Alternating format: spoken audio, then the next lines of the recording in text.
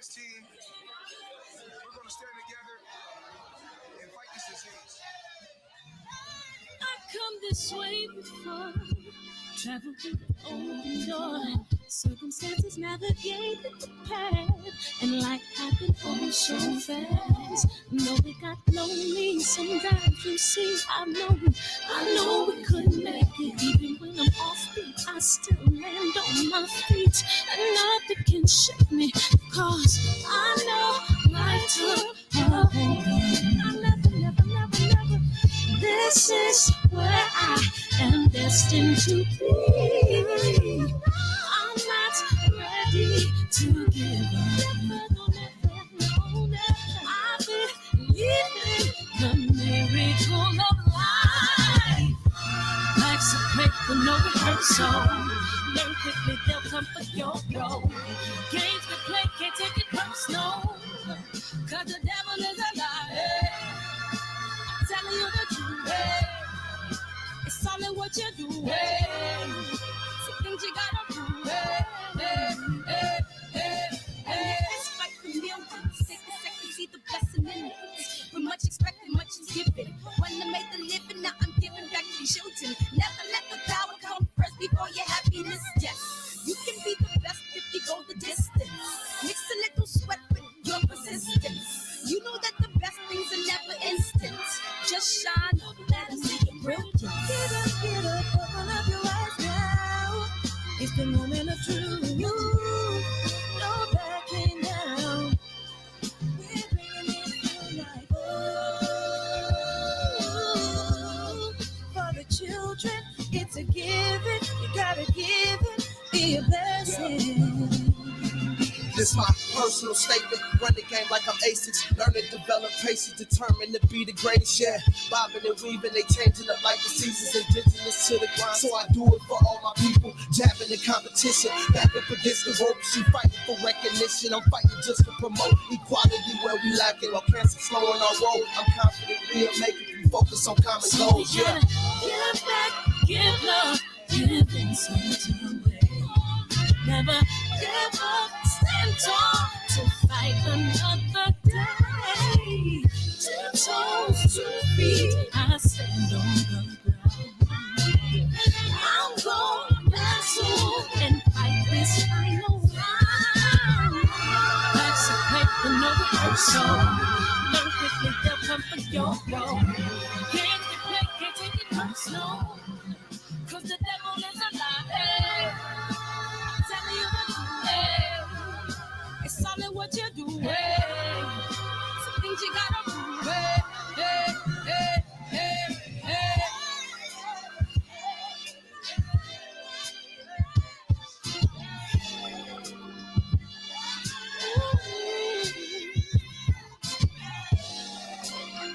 I'm gonna share all that I have and give to those in need. So we're gonna win this battle, fight that disease.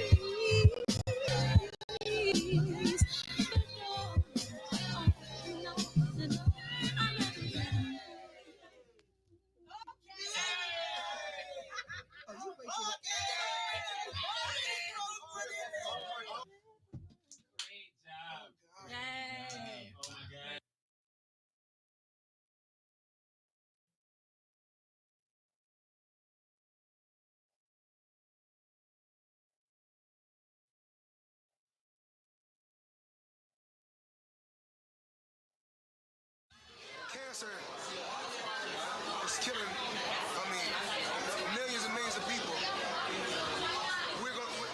Me and my team, along with Sam Watson and his team, we're going to stand together and fight this disease.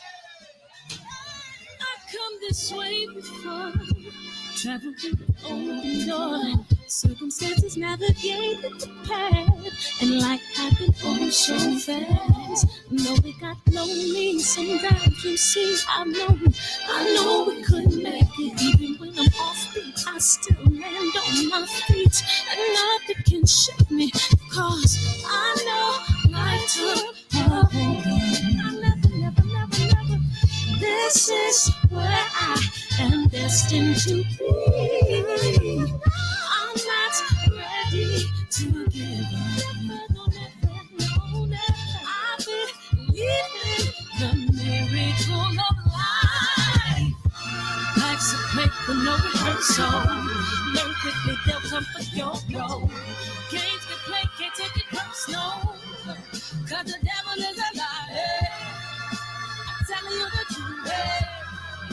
It's all in what you do. Some things you gotta do. This fight for millions. Take a second, see the blessing in it. But much expected, much is given.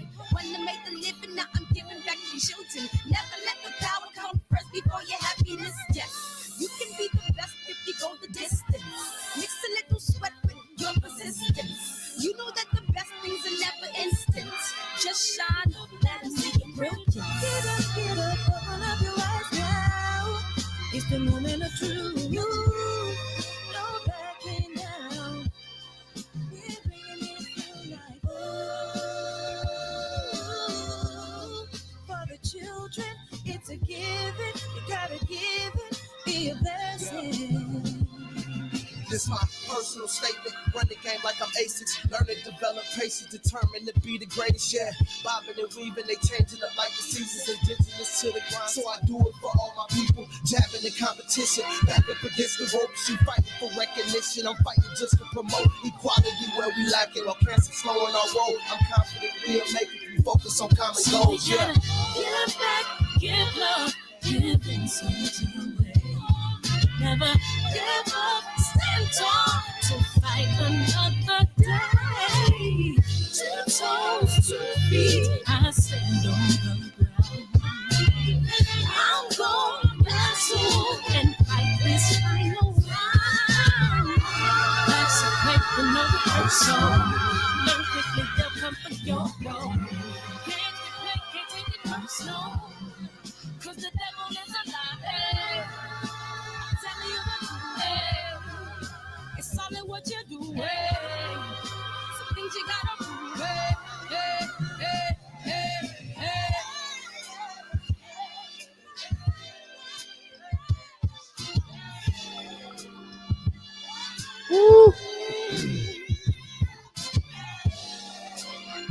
JP, Era JQ, what it do? Josh, Big Homie Coop, Birdman, KJ, Black Attack, Marcellus Thomas, appreciate you. Keno, G Brown, Mel, G Brown, Adolfo, Hotep Shalom, Benjamin, appreciate you, man. Appreciate you. Main event, appreciate you. Super Bros, I totally appreciate it. Let's play this trailer. Y'all go buy the movie. Go buy the movie right now. And while you're buying it, you can listen to the trailer. How about that? I said Malcolm alleged that some of Elijah's women were underage secretaries. And can you expound on that? Yeah, I guess they were, because they were there. I seen them. I seen them myself. It's all true. It's all true. Good evening, messenger.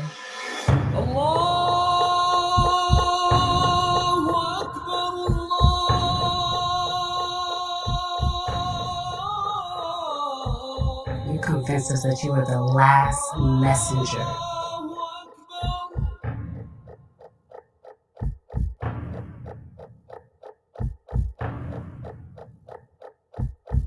How many other bastard children do you have?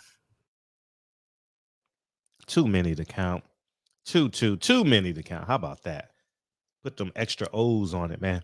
I appreciate y'all coming in tonight. And we're just going to do a case study tonight. I'm probably going to have to do it twice because people aren't in here and they're going to call me a liar. But this is my last pistachio, y'all.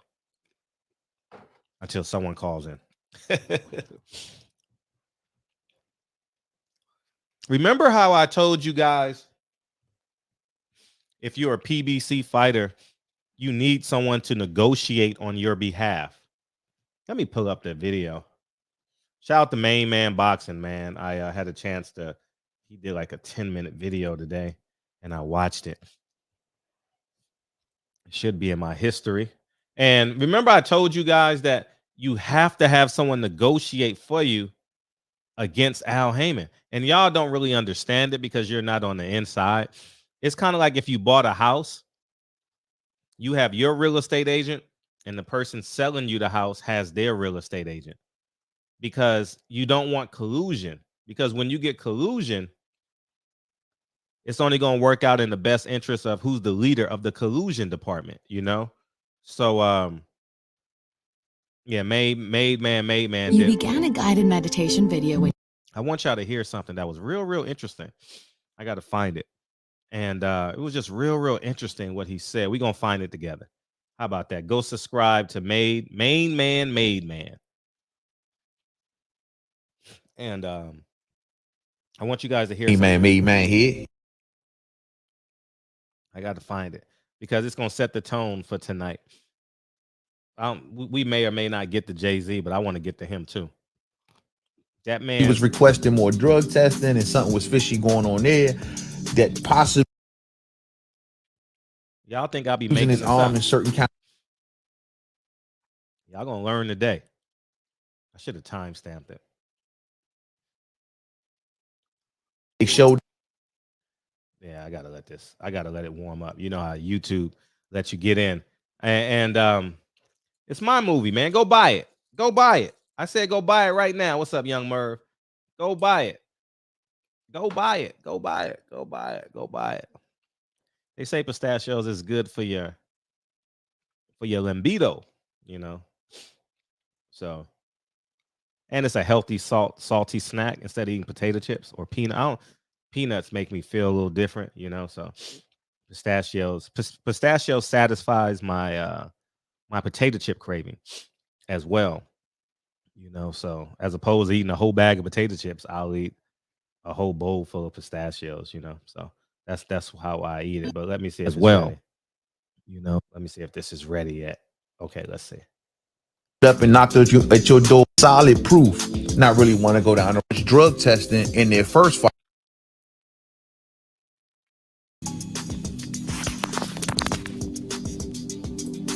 All right, here we go. 17. All right, here we go. I want you guys to listen carefully. Listen. 2021. We only drug tested one time. And that was before I asked, you know. I asked one of Al Haymon's advisors, people that represent Al Haymon. I say, hey, why aren't we being drug tested this whole camp? The whole camp, nobody came. You know what they told me? They said, hey, Charlo, you were supposed to request for that a month ago. Never have I requested for a drug test. And I got to say,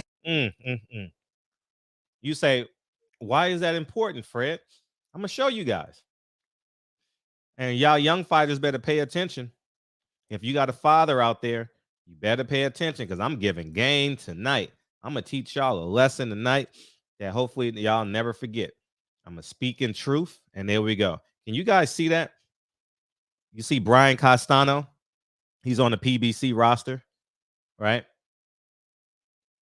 Just I want you guys to know how updated this is. I'm going to go to the home page. Let's go to the home page, and you see this is what they did last week, right, with the Earl Spence press conference, right? So it's updated, right? Now, let me just run you through it. This ain't a video on hate. You guys better learn how to do business. If you guys don't learn how to do business, you're going to fail.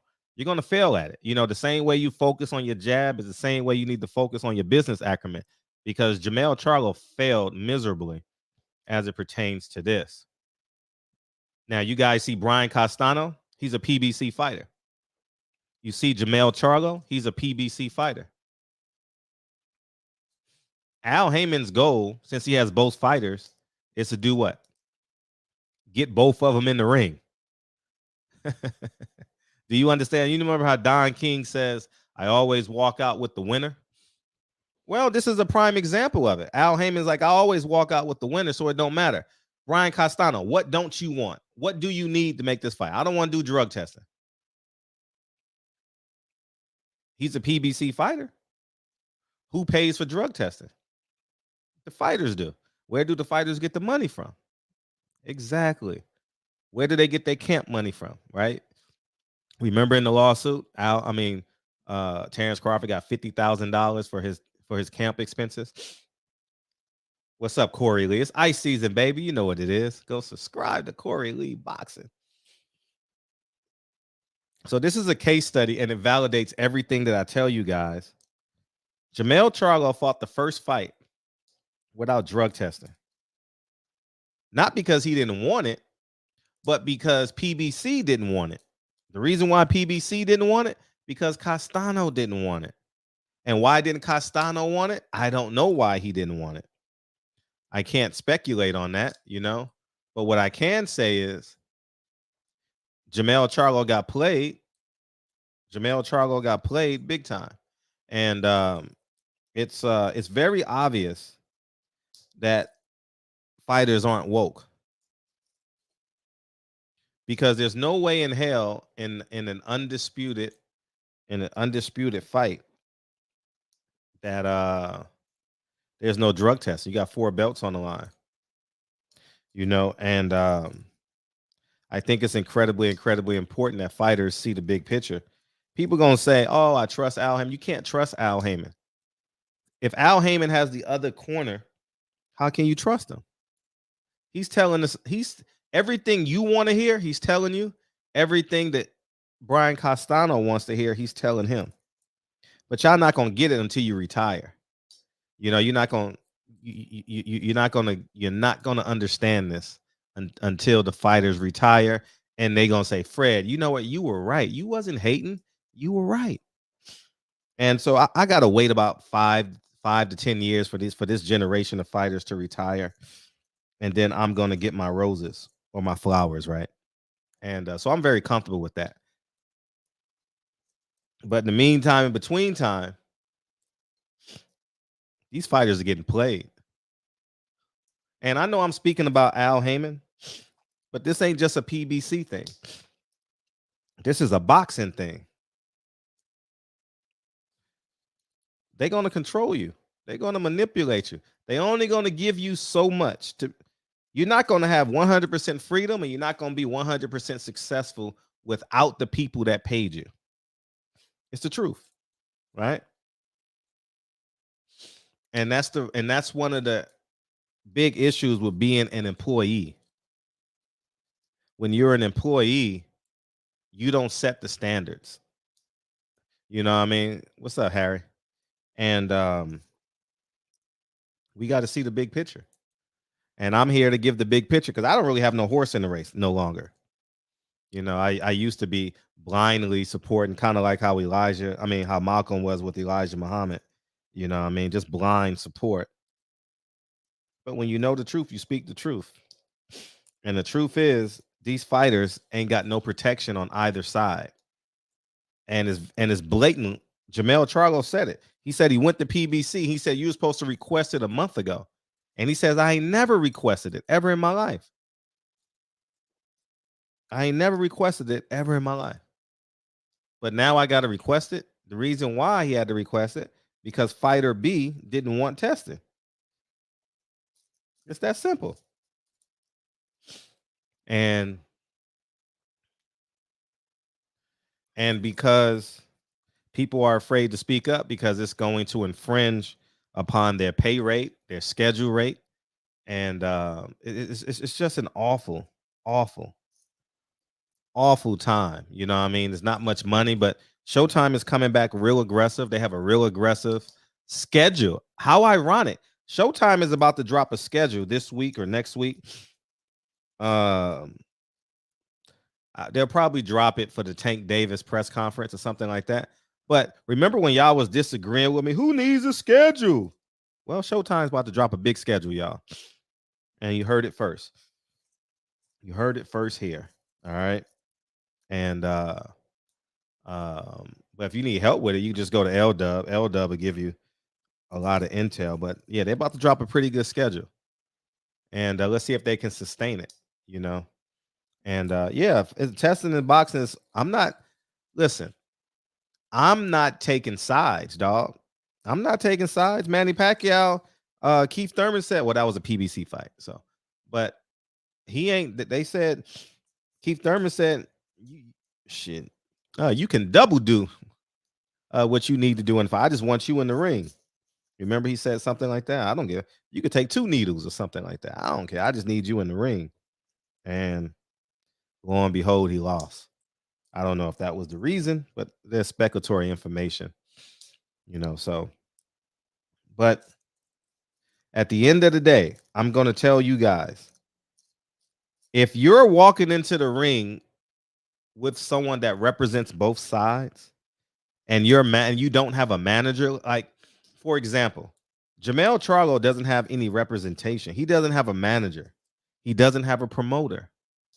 He only has Al Haymon. And that leaves you, that makes you weak in negotiation. You have no negotiation leverage if you're not representing yourself. Kind of like Ray. Remember how Ray Allen did that? He just paid someone to represent him, and because these agents in the NBA are in cahoots with the owners. So Olden Polynice got a great story about that. I don't know it word for word, but something happened with him and his agent. So I just wanted to let you guys know I'm opening up the phone lines. But that Jamel Charlo incident, because the irony about it is Jamel don't know he was played. He don't understand it. Because later on in the interview, he said, I trust Al Haymon. He's come through for me for everything. Well, Brian Castano can say the same thing. And you guys see it as, yeah, that's right. No, Brian Castano team didn't want testing. And they probably trained out the country. Did Brian Castano train out the country for the first fight? I'm just curious. No, this ain't my opinion. This is a fact. Matter of fact, see, that's why I say I need to replay it again. I'm going to replay it again so y'all can hear it. All right, let's hear it. On 17/2021, we only drug tested one time. And that was before I asked, I asked one of Al Haymon's advisors, people that represent Al Haymon. I say, hey, why aren't we being drug tested this whole camp? The whole camp, nobody came. You know what they told me? They said, hey, Charlo, you were supposed to request for that a month ago. Never have I requested for a drug test. Straight out the horse's mouth. You were supposed to request it. Do anybody know if Castano trained out the country the first fight? You know what I mean? I'm very interested in that. So I'm opening up these phone lines. But y'all not going to get it tonight. It's cool. You still going to choose a side instead of your wallet, instead of what you getting. And these fighters still going to choose their promoter. These fighters still going to choose their manager, their advisor. And they not, because you know why? They don't want to hurt their career. Well, Jamel Charlo, your career is already hurt. It's already compromised. You're a year behind schedule. Jamel Charlo is a year behind schedule, y'all. But I mean, what do I know? I'm just a guy that's hating on Al Haymon. I'm just a guy that's hating on Al Haymon. If I hate on Bob Arum, y'all gonna love me, right? No, it's gonna be the same thing.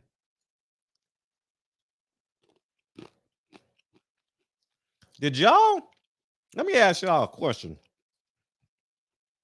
Did y'all cancel your ESPN Plus package when Valdez tested positive? Did you even watch the fight? I'm curious. I didn't even watch the fight, and I canceled my subscription. So you talk about integrity. You talk about a man who stands on his square. I didn't even watch the fight, right? I heard Valdez won. Oh, I said that was my last fight. You're right. I think the salt is addictive. So the phone lines are open. you guys can feel free to call in and pretend like you don't know what's happening. See no evil, speak no evil. You know, pretend. Feel free. Oh man. You know what I mean? So, anyways, that's kind of where I'm at. Anyways, I don't want to be a real man. I just want to be Frederick. I don't want to be a real nigga. I don't want to be a real man. You can have all that street shit. I'm just gonna tell the truth. And you're actually one of my favorite fans because you're here. You're tuned into a weak nigga. I don't march to your drum.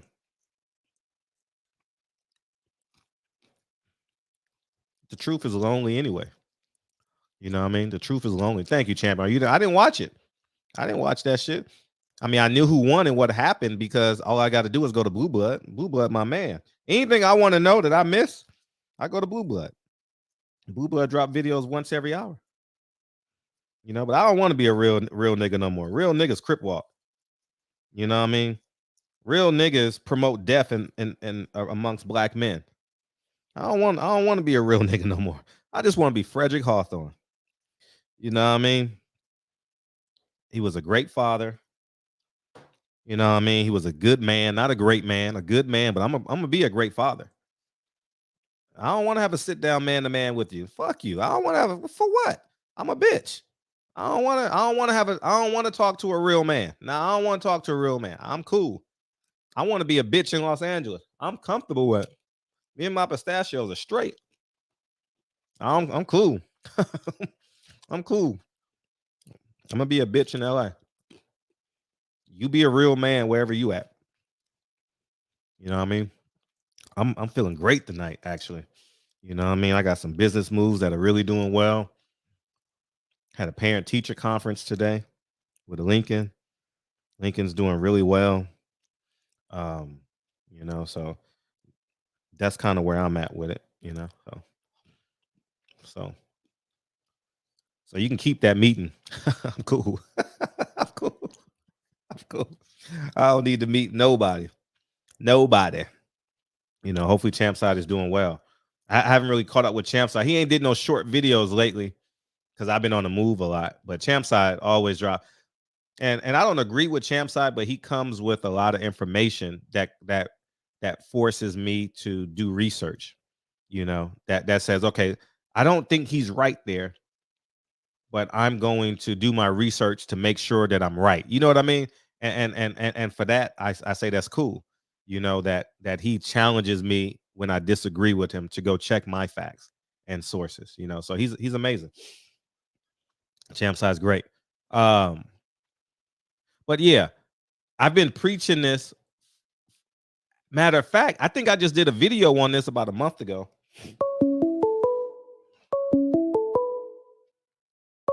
$313, what's up? Yeah, how you doing, Fred? Hey, great. Now I get to eat my pistachios. What's up?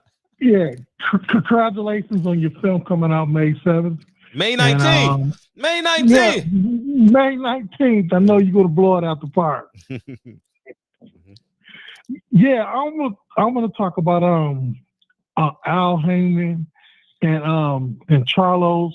I was a big supporter of the Charlo brothers, but you know what? They was wild, and then it to the point I was hoping that they'll lose their next fight, or Jerry Hurd will beat them. Mm-hmm. You know, because we supported them. Because I was on the internet, defending them. You know, when something go left, I'm just dealing with all the haters, just shooting them down, and he pretty much spit in my face, and it's hard for me to to not to support a black fighter, but yeah, I'm totally done with him. Both brothers. I wish them well. I want them to be millionaires, but I want another black fighter to beat him. Do you think Jerry Hurd got enough in the tank to beat him? Jared Hurd? I would root for Jared Hurd in that fight. Yeah, absolutely. Yeah, he had a couple of tough fights back to back too. Yeah, I think Jared Hurd is behind the 8 ball a little bit. I think he's fighting inactivity a lot. Inactivity. And man, these fighters gonna be in trouble, man. This whole era of PBC fighters, ooh, they gonna be in trouble financially. They not making enough money as individuals, you know. Whew. Yes. And I don't know if you heard, but the Usyk AJ fight is a hold because Usyk fighting in his country in Ukraine. So it's off. I think more than likely it's off because that war over there, they ain't gonna be in no time soon. And I guess they looking for a second fight for AJ, and AJ looking at Luis Ortiz, or he looking at what's that Herman the Monster fighter from the UK? Joe Joyce. Oh, Joe Joyce should be a good fight. That'll be a slugfest. Yes. That'll be a real slugfest. Somebody get knocked out for sure. Yes, man. And like I said, I love your guys' show, man. And I like when you get on, man, you let everybody be who they are. You don't censor nobody. You let everybody speak whether their opinion is right or wrong. And even when they be trying to go off on you, man, you keep your peace and let them talk, man. And I think that you get the credit that you deserve. So I'm giving you a roses now, Big Fred. I appreciate you, Big. Goddamn man. I'm the man. I'm the man. I'm the man. You better tell them motherfuckers I'm the man. Shit. Have a good day, Fred. All right, appreciate you. And by the way, it's official. Lubin and Fundora will be in Vegas. I want to go to that fight. I really, really want to go to that fight. I really, really want to go. Bad. I want to go to that fight. What's up, mate? Yo. How you feel, man? Man, feel like hey, what a boy said, $100,000, $100 bills, some shit they be saying. But yeah, I'm good, bro. I'm feeling good just like you. Beautiful. But the title, I do agree. To be honest, man, I really don't know the politics what goes on behind the scenes, what Al Heyman does, what he doesn't do. Just like Bob Arum and all them guys. But I do know Jay-Z. He was moving real funny style with the NFL thing. Man. He put Colin Kaepernick fire out. And then all of a sudden, it's like you pimped him. You know what I'm saying? He just straight up pimped him. And, he pimped black energy.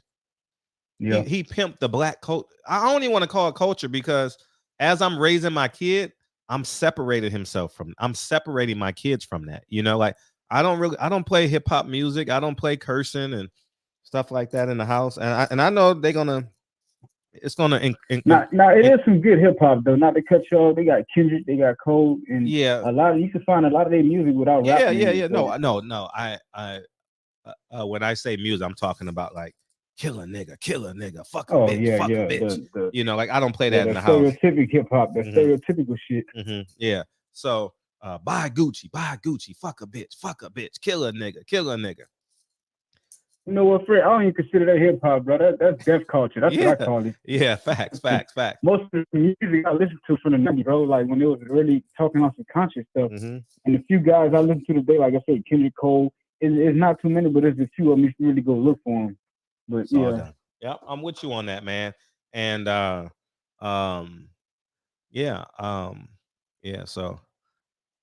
as far like I said, you can see that from a mile away with the Jay-Z thing, but with the Al Heyman, you really gotta the way you can see those things is the results of what's happening, and that's what you really catch. Right.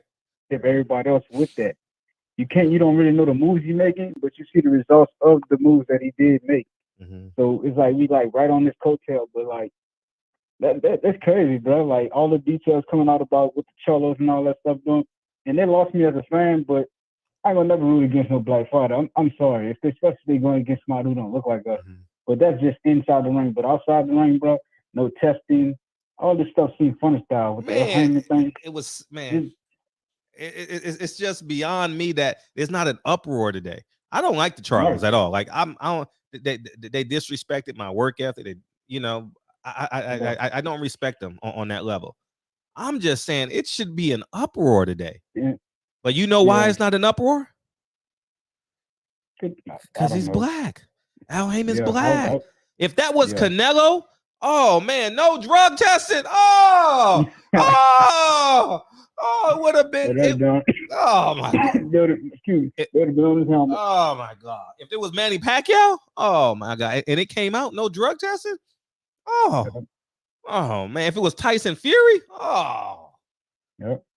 it should and be. Speaking of that clown, this clown trying to say he the best ever because of his resume, bro. You cheated all the 3 times. Now I just came out about some shit with Chisora where you cheated. It was some funny style stuff with Klitschko. That was like touted as the most boring heavyweight fight ever, heavyweight championship fight. And then Klitschko was injured, come to find out. Man, Tyson said you ain't shit. I'm gonna say it here and now. And if that was a straight up fight with you and Wilder, he would have flatlined your ass. And I'm gonna go ahead and fuck it. In the first fight, he won by knockout in the 12th round. Wilder, I'm talking about. Second fight, you cheated, man. Third fight, I'm calling it a 4th round knockout because the fucking ref counted too long. But we ain't gonna keep beating the dead horse, man. You need to sit this cokehead ass down somewhere, bro. I'm done with boxing, bro. Yeah, and this just keep adding on to it. Just keep piling on. This Charlo no drug test shit. Then tomorrow's gonna be some other shit. Right. Then next week, next month, next year's gonna be some more stuff, bro. Right. And that's why UFC is on their ass. Not just UFC, MMA, the sport as a sport is hawking down boxing, and in a few years they're gonna pass them up. Right. The only thing they got to do is pay the fighters what they really are worth. But besides that, bro, in every other department they pass boxing up already, bro. From their business model to how they treat their fighters to everything, because it's universal with them, from the gloves to the weigh-ins to just everything. It's universal, and then they're all under one banner. So that will also makes it easy to to do and produce. Right. No, but, right. That's my call, though, man. I appreciate you. Hey, Miss Bird, how you doing? What's up, Andrew? What's up, On 100? We got KP. What's up, man? I appreciate the emails and all that, man. What's up? Yeah, I'm always sending you something, man. These fans don't be thinking, bro. It's ridiculous. Man, it would be, bro. Like these motherfuckers, man. I don't know if they just believe all media that they see on TV all the time or what, bro. Like, if they telling you that Charlo and Castano ain't having testing, right? I'm gonna just run this down. So this is WBC Clean Boxing Program. They taking money out of these dudes' checks every time they fight. They not having tests. They making up new belts as they go along every week. Pacquiao and Thurman had a problem with testing. Valdez popped for PEDs and he still fought. Canelo popped for PEDs and they changed the rules. Right? Then they come up with a new belt and make him a different champion where he can slide between weight classes and still be a champion. So he can go 2-3 different weight classes. How many fighters do y'all know that can go between 3 or 4 weight classes and knock everybody out that he fight and not be on something? And keep all the belts. And keep all the belts at the same time and still get paid the most. And look, and got all the promoters fighting to pay him. So like, what part of this is real to y'all? I mean, I'm just ready for y'all to say y'all want to watch Hulk Hogan versus Ultimate Warrior next week. Wow. I'm just waiting for y'all to ask for that. I mean, because that's what we watching, man. Like, it's not real. He telling y'all he ain't gonna fight the dudes he wants y'all to fight, and then the dudes that y'all want to fight somebody is telling y'all, kiss my ass, I ain't gonna fight that other dude because he don't got no leverage. But I ain't got no leverage either. I ain't gonna fight that dude. Bruh, like if y'all want to keep paying for goofy shit, keep on doing it. Just like I told people about the Keith Thurman versus Barrios fight, don't buy it. They still bought it. And then they gonna complain if after Earl Spence, which is my favorite fighter, beats Ugas, and then they try to slide this Thurman fight in there on them, and them idiots try to buy it. No, but they gonna be mad. But they gonna be mad because they just bought Thurman Barrios, though, right? No, you can't be mad if you bought Thurman Barrios because you basically supporting them, saying to you, F you, I'm not going to give you Crawford, I'm going to give you Thurman. That's what they tell you when they do games like this. Like, people don't get it, bro. It's just like just like watching the dude give him the crack pipes last week. Like, he celebrated Black History Month in the Oval Office for them last week one day. So, you know what I'm saying? He got a sticker for that on his shirt or some shit. Like, people, man, I don't get people, bro. They don't read. The dumbing down of society is at an all-time high. People are dumber than they've ever been with the most information that they could ever have. Wow. You're right. With the most information. Absolutely right. They could be looking at it right in their face, bro. And then they'll watch the video and tell you what you just watched wasn't real. Just like we watched the dude put a dent in Deontay Wilder's head and they told us that was fake. Right. Wait, even his promotion didn't come out against it. PBC didn't. I didn't understand that. I'm like, D. Just stop. Just think about this. They best and they brightest star, they did not defend when they cheated him on live video and the whole internet made a fuss about it. Man, that showed you they didn't give a damn. If they would do that to him, who would they do it to? Exactly. These dudes don't get it, man. The fans don't get it, and the fighters don't get it. So they're gonna send the gladiator out there until he die. Right. Say it again. And I'm gonna give you another one, and you probably didn't even see this, but this is in NFL news, and they stashed this off in the stories because they had the big Russell Wilson trade today. Yesterday, Calvin Ridley get caught betting on games. So you mean to tell me that Calvin Ridley is the only player in the NFL that's betting on games? And you mean to tell me that these NFL games ain't rigged? Man, these people crazy as hell if they think that's real.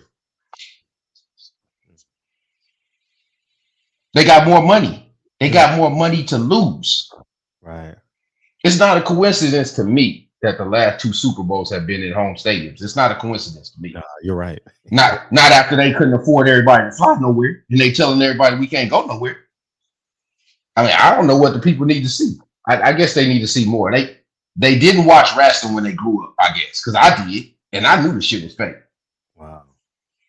But I guess they need to see more proof that it's fake. I guess they do what they want. Wow. I guess that's what they want, Fred. You can't tell them enough.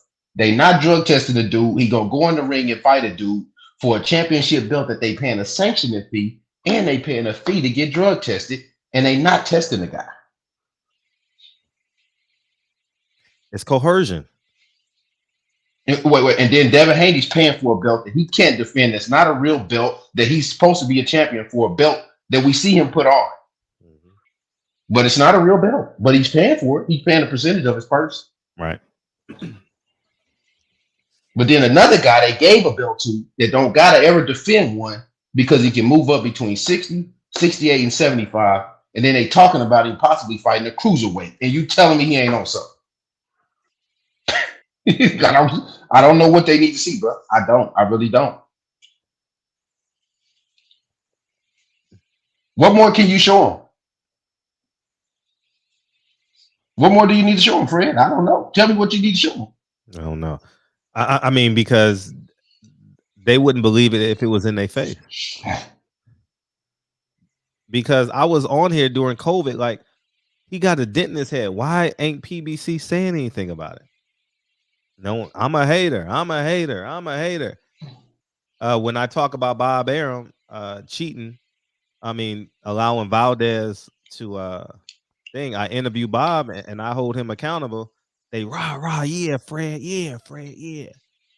But when it's Al Heyman, I'm telling you, Al Heyman got control of these motherfuckers, got control of the fighters, the promoters. They can't even say his name. Sean Porter won't even say Al Heyman's name. He a grown man with 2 kids. He's married with 2 kids, a multi-millionaire, and he's afraid to say the man's name. Man, these fans better just start taking this stuff as entertainment and not fully vested in it. Like they done lost their mind and ready to fight at fights over dudes that wouldn't piss on them if it was raining out, if they was on fire. Like, they have got like a lost mentality. They have become super fans to where they'll do something to somebody else because of something their favorite fighter said. Right. These fighters talk a lot on the internet and they don't fight. Right. That's what they don't do. They do everything but fight. They do everything but fight. You're absolutely right. They do everything but fight.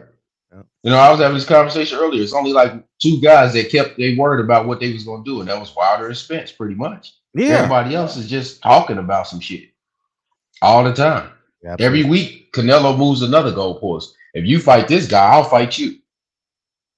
But I may move up to cruiserweight, or man, he might move up to heavyweight. For all we know, shit. The way this is going. But this is boxing, man. This is what the state is in. I'm not paying for stuff that I don't want. I let somebody else do that. If I want to buy a cheeseburger, I'll buy a cheeseburger. But if I want steak and I'm paying you steak price, you got to give me a steak. And I want it medium. I don't want it well done. If y'all let these fights overcook, that's well done. I don't want that shit. Mm.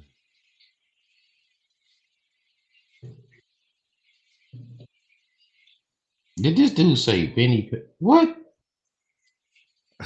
All I know is it's gonna be a lot of it's Vinny Paz and Andre Berto in their prime. I know that isn't a topic. I just wanted your opinion while I'm arguing with my little Man, brother. how old is you kids arguing about that? How old y'all? Benny Pazienza, bro? I don't know, Fred. I don't know. I don't know even why they even asked about Benny Pazienza and Andre Barco. That's ridiculous. But yeah, man, I don't know what more you need to tell them, man. You can give them everything in their face, bro.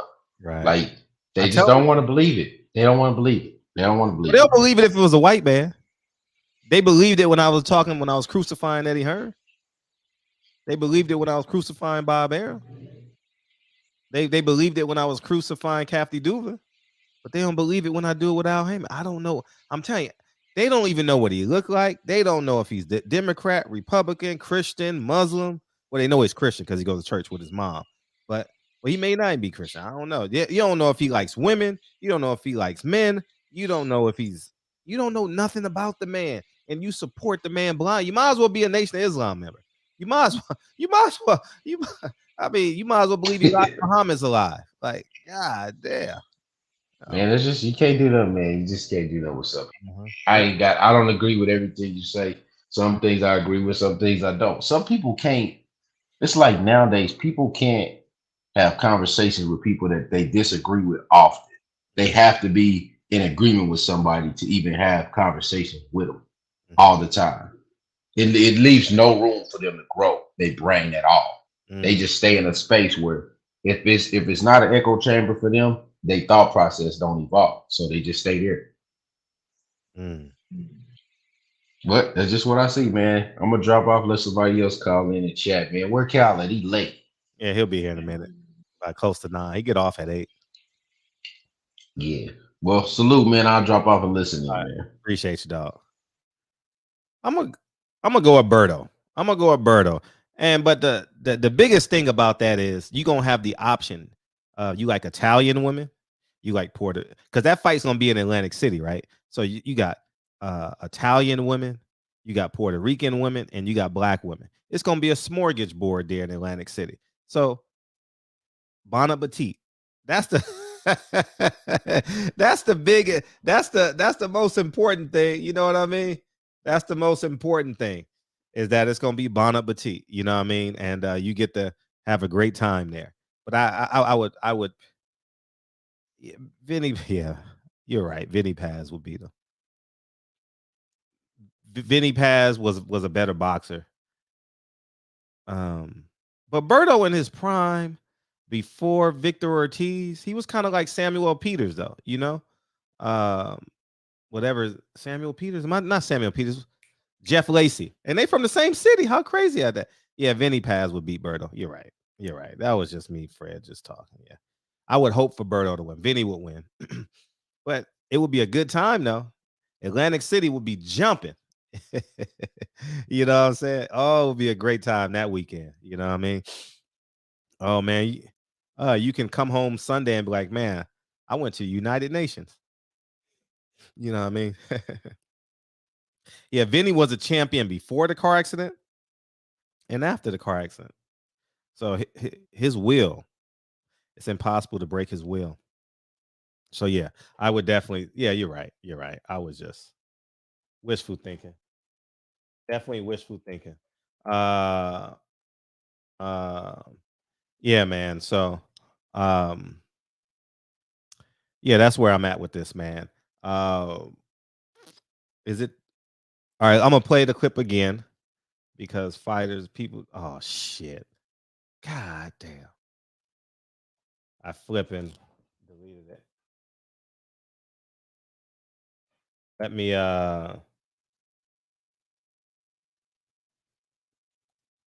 me go to my library, and we got uh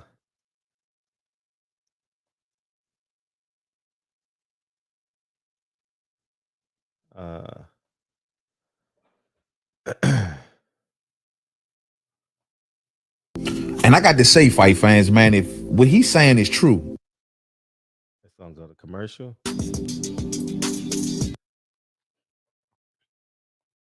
I'll let it play out so I can get to the top of the show, and we'll do it again. But fighters, you got to take control of your career, man.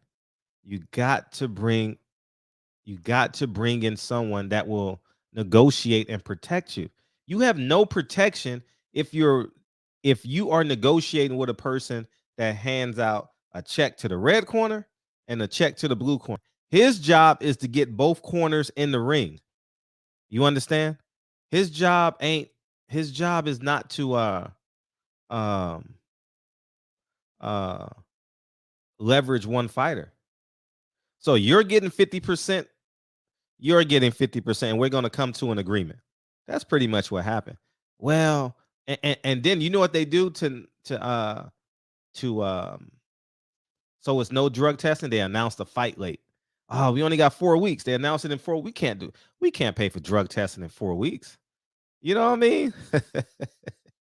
So I mean, there's a lot of tricks to the trade that they do, but at the end of the day, man, fighters, wake up, wake up, wake up. When you put yourself in a position, take full advantage of it. Because at the end of the day, it's critical that you do. It should be ready by now. I'm gonna play it again. All right. Here it is right here. And then we're gonna go to champ. 17, 2021. We only drug tested one time. And that was before I asked, I asked one of Al Heyman's advisors, or people that represent Al Heyman. I say, hey, why aren't we being drug tested this whole camp? The whole camp, nobody came. You know what they told me? They said, hey, Charlo, you were supposed to request for that a month ago. Never have I requested for a drug test. Woo.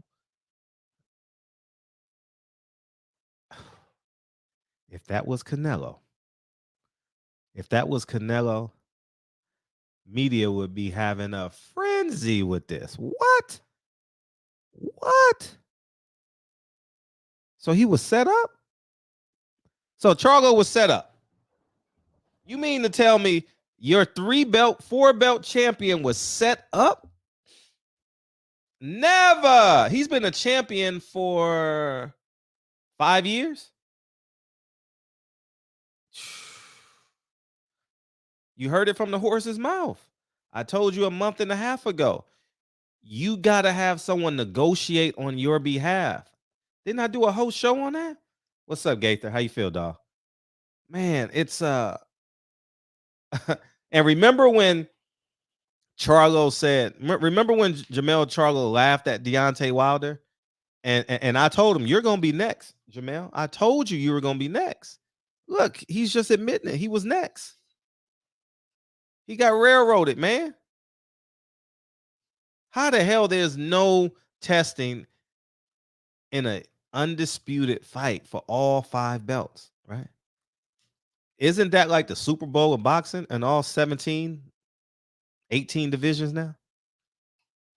Isn't that the goal of the sport? I'm retarded though. I'm so retarded. 307, what's up? Hold on, let me put you on mute over here.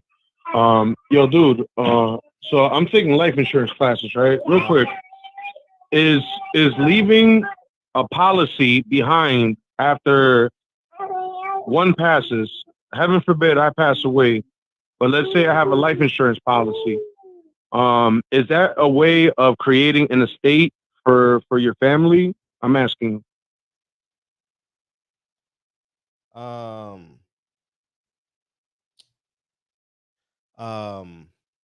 What do you consider an estate, or would you just consider it? Oh, that's nice. You left that for your family, but you could have done more. Or like I just want your honest opinion. So don't tiptoe around me. Just tell me what you really fucking think, and what are your thoughts, and what would you consider an estate in your eyes, and your honesty will really be appreciated.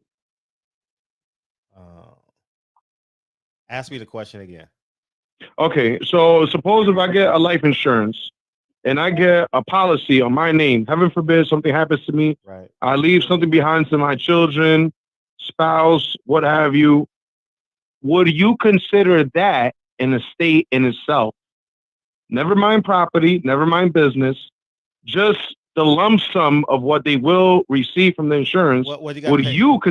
Well, if you own property, they're gonna have to use that to pay taxes on your property. Hold on. Let me just drill this in one more time. Pause. Would you consider that policy in itself an estate? Would you consider that an estate? No. So here's what happens when you die. It's gonna be a transfer of titles, right? So when you transfer the titles of everything, you're gonna have to pay taxes on everything that you own. So you got to have a policy that not only pays the taxes on your properties, you got to make sure that it pays for your funeral, whatever else you have that needs to be taken care of. And 3, you got to make sure that they're financially fed, for you understand what I'm saying? Yeah. So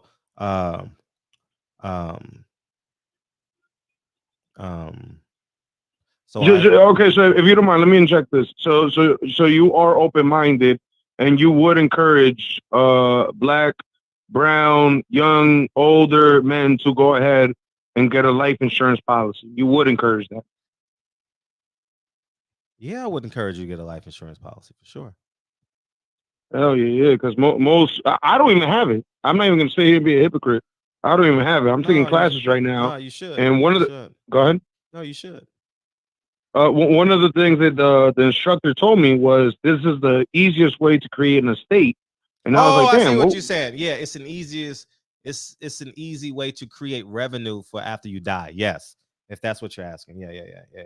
Oh, okay, all right. Yeah. That's all I wanted to know. Okay, I just wanted your opinion on that. Okay, yeah. Okay, that was that. All right, thanks, Barbershop. I'm gonna hang up and just keep listening. I appreciate you. That's cool. I mean, hopefully, I don't know everything, but I don't know much, but I know I love you. All right, we got Champ Side in the building, so we might as well just get to the Champ Side. We might as well take a commercial break. Champ Side in the building. Beam in, Champ Side. Oh no, Kyle. No, let's wait for Kyle. Let's wait for Kyle because then we're gonna have to play it twice. So when Kyle come in at 8:50, we'll do it like that. So, anyways, man.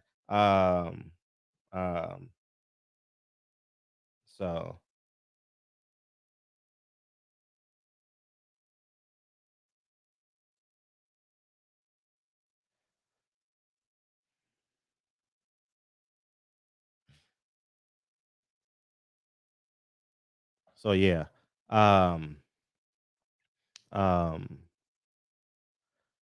Yeah. Where are we at with this?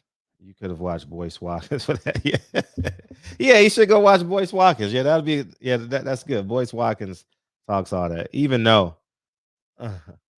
Boyce Watkins, he's kind of weird to me. What's up, 301? Man, what's good, Fred? How you? Feeling great, man. What you got? Yeah, man. I'm just going to piggyback on basically like a financial question, like I do call that. Mm-hmm. I just want your input on apartment units and the deals that you underwrite and that you see. What's your take on what you see in the deals that don't make sense to you? Deals? What do you mean by deals? Like, I know you come across deals like you see like maybe like a 20 unit. Well, you got to know location. What are the rents in each unit? Like it's so many factors. Each thing stands on its own. No, 100%. But when a broker pitches a deal or lists a deal, mm-hmm. and you underwrite it yourself, whether you get the rent roll or you get the numbers or whatever, and then they end up selling these deals, people buy them, mm-hmm. like the shitty deals. Like, what do you make of these deals where, like, a lot of the money will be paid to service the debt monthly? Like, what is your thought process on that? To service the debt? Yeah, when you see shitty deals, I'm just asking, like, when you see shitty deals get sold. Certain deals get sold, you said? Bad deals. I don't know what a bad deal is. Like, I don't know what I honestly don't know.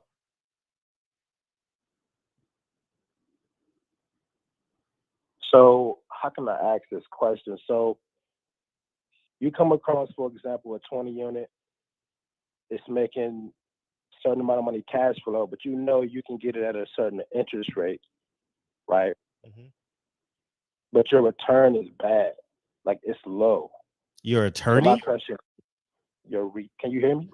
Your return is low. Right. And these deals are still being sold, right? So I want to know what you make of that. I don't know what you're talking about. Like, I'm confused. Like, it depends on where you are financially. Or I don't know. Like, do you want this you want this to make money today or tomorrow? Like, I don't know if I don't know what the bad deal consists of. I don't know, because a bad deal could be a location. You know, a bad deal could be you want 2 units empty. A bad deal could be you know, water bills are too high. You got too many. You got 5 units with 10 people in there. You know, like, right. So I don't know what so I don't know what the deal is itself. Like, I would have to see it. Like, I mean, if it's 10 single, if it's a 20 unit building with 20 single mothers in there, shit, and the water bill is gonna be low. You know, the maintenance is gonna be low in the building. So when they move out, it'll be cheaper to move in. You know, what are the rents? How many on Section 8? Who's late? You know, what's the? I guess what does the roof look like? Is Is it copper piping? Like, there's so many different ways. How many have been remodeled? You know, what's the exterior paint looks like? What's the location? Is it in a gang infested neighborhood? Are they rebuilding that area? It's so many different factors that makes it a good deal or a bad deal. You know, so there's a lot. So I can't answer that without seeing real numbers. I'm not telling you to email me real numbers neither. I'm just saying I get you. I just can't. I just can't see if it's a bad deal or a good deal. So, well, let me ask you a question. From based on what you see in the market, and you see whether I'm talking about a bad deal in terms of cash flow. Mm-hmm. So based on what you see in the market and deals that you like, damn, this isn't a deal for you. This isn't a deal. I don't like this deal. Well, what do you see in terms of other buyers buying that, and how does that? I'm in a different space right now, because I can buy when I first got in, I had to buy a building with positive cash flow because I actually needed the money. Now I don't mind breaking even on a building, knowing it's going to produce above average equity, and I'll work over the next 3 to 5 years at flipping the tenants. You know, like I'll go that route, but I don't know per se, you know. So I got you. All right, man. I appreciate it, man. Thank you. All right. All the time, dog. Yep. Yeah. Earn your leisure. Earn your leisure is good with that too, and they're doing amazing things over there. Yeah, for sure. For sure. Yeah. All right, Fred. Appreciate what you do, bro. Peace. All right. Yeah. Or Grant Cardone. You know, Grant Cardone buys 100-unit buildings. You know, he does. I don't know. I stopped following him for a little bit. I don't know how he's doing now, but shit, once you make 1 million, you know how to make 2. You know what I'm saying? What's up, man? Appreciate you calling back. What's up? What's up, Fred? What's up? Can you hear me? Yeah, I'm here. What you got? Oh, no, man. I'm going to get back on topic. This fight coming up with Jamal and Brian Castello kind of scares me, because now, you know, just like you was speaking about, is that there's no drug testing. So, like, ain't no telling in Argentina, like, he might have been taking in some blood and, you know, meant to increase his stamina or just whatever. So I'm surprised that Jamal even kind of accepted it and just not really push for it. But but yeah, this right here, it could, like you said, it could be a setup to where, you know, if they want a Costado man to have the belt, then after that, they could push Earl to 154 or just whatever, man, and they tricks they have. And so, like, ain't no telling, you know, in the back room and that they all have going on, as well as I just want to get your opinion on if you was managing a Boo Boo, Andre, because it seemed like he just can't get a break. Mm-hmm. Or in that happy time, you know, he done that to himself, you know, with bad deals and stuff, and just, you know, man, just going over with Eddie Hearn with the money and everything else. But like, if you have to speak with him, like, how would you move him? He doesn't want to be moved because he went right back to Eddie Hearn. He made $3 or $4 million, and he went right back. He should have bet on himself. You know, you knew you wasn't getting a fight, so you should have put yourself in position to get the next best thing. What was that, Jamal Charlo or you know, I don't know, whoever he is, Billy Joe Saunders. Right, yeah, it was Billy Joe. It was twice, and at the same time, it's kind of like, I don't know, man, what's wrong with these fighters, but they just go where the money going, but not just like you said, man. They're not thinking about anything because he up here trying to come at Canelo. He up here, you know, making memes about Canelo, showing up to his press conference, and his promoters right next to him. Yeah, you know. So it's like, facts. Yeah, here's what's funny. Is that the fighters always say, man, if I had someone to invest in me, man, if I had someone, well, when you make your $1 million check, you don't need an investor. Right. You don't need, no more do you need an investor. You can flip that million. You have a fight, you flip that million, and you work your way. It's going to take you a little bit longer. You work your way up the sanctioning fees, and you build the trust within the people. Perfect case. You just mentioned Earn Your Leisure. Now they a household name. They a whole brand out here. They started from the bottom, you know. So they've done amazing things. You know, they've awakened the consciousness about economics, and I think it's beautiful. And I think fighters need to awake. Like, how the hell? I mean, that's a slave. That's a slavery mindset. Like, I'm gonna go back. You don't need to go back, man. Like Terrence Crawford did. Like who? Like Terrence Crawford. Yeah, like how he all of them do it. Man, listen, I'm free. If I get a Mike Tyson type, imagine getting a Mike Tyson check. I'm never going back. Matter of fact, I'm taking the audience with me. Y'all going to, I'm not fighting on Don King TV. I'm fighting on Mike Tyson TV. Shit, I'm taking it all. I want it all. Shoot, I'm going to fight on YouTube. Okay, shoot, I got my followers and everybody who likes, I made a name for myself. Okay, I'm just going to have to put it on YouTube then. Yeah. And if you lazy, like you don't want to do it all, you know, you kind of move like Canelo. You sell your services for an exceptionally high guarantee. You know, or excuse me, you lease for one night. You don't sell, you lease for one night, and you still have the option to do what you want. But it's fighters don't understand how much leverage they have. Promoters don't make no money if the fighters don't fight. Right, and to me, I think that is just like the NFL players, because I think it's all just a mindset by the majority of the black athletes. Right. Because the NFL players, you know, you are your leverage. Right. So ain't nobody gonna come to the game and not watch Aaron Rodgers play. Like, they're not gonna watch back up.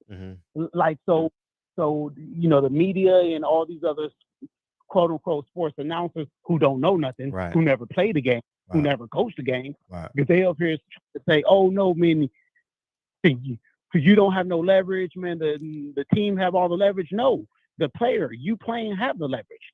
So if you don't show up to the game, then the fans not watching. A perfect example of Deshaun Watson from Houston, Texas.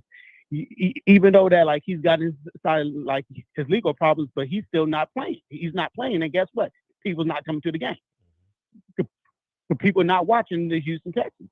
So basically, I think just like you said, with any athlete, but definitely if you already established that fan base, is that you playing is your leverage. Right. And it's your greatest leverage too, because you know that no one gonna pay almost $100 a ticket to try to watch anybody. And that's why in the NBA, the San Antonio Spurs got sued because Greg Popovich was benching his players. He was just putting Tim Duncan at that time and everybody else because they was resting in the players because the people come to see them play. The people come see LeBron play. The people come see all the other athletes play. So you not playing have the most powerful leverage. Right. But all right, I ain't gonna hold it up, man. I appreciate you. No, I appreciate you, dog. No problem. Take care. All right, one. All right.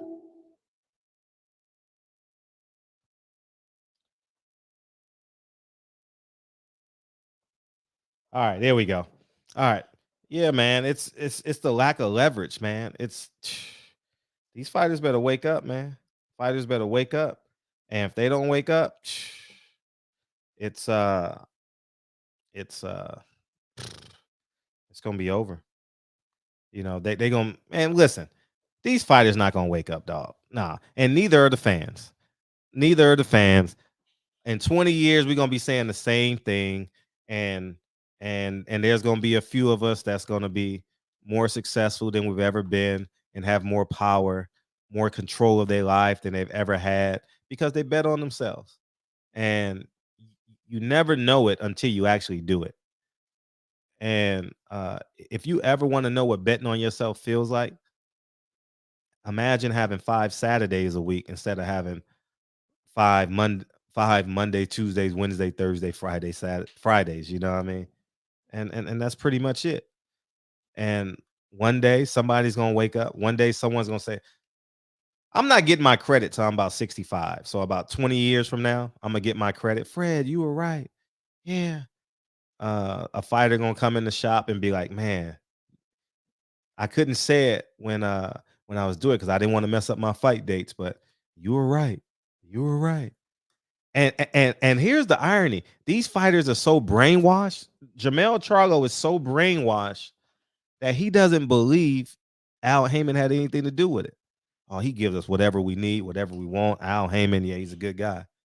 But you didn't have no drug testing for your last fight. If that was Bob Arum, man.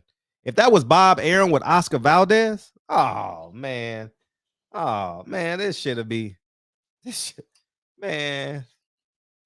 This should be crazy. What? Imagine if that was Bob Arum and Oscar Valdez. Man, it'll be 1,000 people in here tonight. I ain't lying. Be 1,000 people. For sure. But no. Nah. Hating Fred does it again, But I'll be the hater. It's no big deal. We'll talk about Jay-Z tomorrow because I got Dewan B coming in tomorrow, man. Dewan B is amazing. Dewan Brown, he's coming in tomorrow. So I'll push Jay-Z to tomorrow. That'll be a great conversation. But how much y'all paying for gas, by the way? I saw that meme. I had to repost that meme when Donald Trump was like, y'all gonna be paying $7 for gas.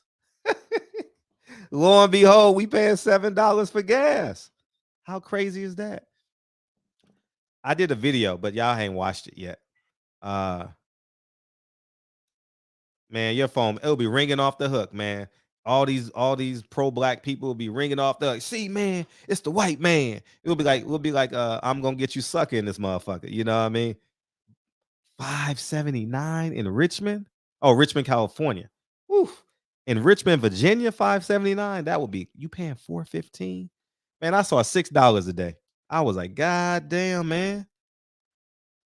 Oh man. Man, god damn. Anyways, what was I gonna say? Fuck, I had a great thought and I lost it. What did I just say? 460? Boy, these guys. Oh, yeah. Oh yeah, I got it now. My old video, the video I did today. Man, these gas prices are crazy. That's double what you paid pre-quarantine. Shit, not even pre-quarantine. Like shit, a year and a half ago. Oh, New York, y'all about to get it. Oh, New York. Oh, y'all. Shit, New York and LA about to pay a handsome ransom for gas. That shit gonna be $10 in a little bit. Niggas gonna be paying $200 to fill their tank up, dog. Niggas gonna be eating top ramen and oxygen. All right, so I'm gonna tell you how brainwashed we are. Yeah, 550 in San Diego sounds about right. True. I'm gonna tell you how brainwashed we are. How many is everyone a Luther Vandross fan in here? Anybody Luther Vandross fan? How many of y'all has had sex with a woman of Luther Vandross? No disrespect, your mama, your auntie. You know what I mean? Anybody went on a date? Anybody played Luther Vandross? Yeah, why? Okay, yes, everybody. Okay, I'm gonna tell you why. I'm gonna tell you how the media controls your mind. The media controls your mind is because you were taught to love Luther Vandross, right? But they tell you to hate Lil Nas X. What's the difference? They both gay. They both talking about a man. Who cares if he changes the him to a her, the he to a she? He talking about a man. Or how about Frank Ocean? People didn't go up in arms when Frank Ocean said, "I date them both. I date them both." Jay-Z had him on his album. What's a king to a god? What's a god to a king? What's a god to a non-believer? That was Frank Ocean, y'all. See, you got so much. See, Champ, you got so much to Luther, right? And we all did, right? We all did. Bow Wow even sampled him. You know, who didn't sample Luther, right? But you hate Lil Nas X. You hate him. Oh, that's media. They control you. They control your mind. He who controls media controls the mind. Don't you understand that? He who controls media controls history. They're teaching to dislike Lil Nas X. Yeah. It's part of the game. Yeah. But you love Frank Ocean, though. Oh, Frank Ocean was like, man. Oh, we love Frank Ocean. Oh, man. What's the difference between Frank Ocean and Lil Nas X? Jay-Z embraced him. That's the only difference. That's the only difference. Is Jay-Z says, hey, you're a part of the culture, man. I'm going to put you on my album. So you're cool now. It ain't no difference. He's still talking about a man. He ain't talking about a woman in his songs. Luther ain't talking about a woman, talking about a man. Teddy Pendergrass, right? You want to go there? See, now you feel uncomfortable now, right? It's all a game. It's all propaganda. It's all propaganda, man. Now, y'all was listening to Novocaine. Y'all was listening to Novocaine when Frank Ocean came out. For sure, y'all were listening to it. You ain't got to see it. He's singing to a man. But y'all gonna make it. You're gonna frame it in your mind so you can accept it. You understand? So you're gonna. Oh, Luther didn't do that. Luther was a quiet guy. You know, he wasn't rambunctious or whatever he is. You know, whatever the term is. But y'all better wake up. The media got us fooled. I'm gonna tell you another one. Here's y'all about to be shocked with this one. Watch this. They said Malcolm X was a violent man. He had no respect for human regards. I'm not pinning them against each other, but I'm gonna tell you how media painted them. Martin Luther King. Oh man, non-violent. Martin Luther King party that night.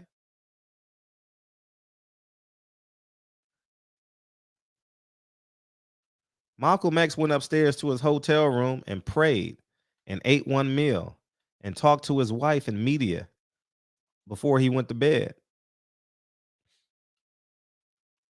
But you wouldn't think that. You would think Malcolm X was running around here with a AK-47 with a banana clip, with 13 banana clips, right?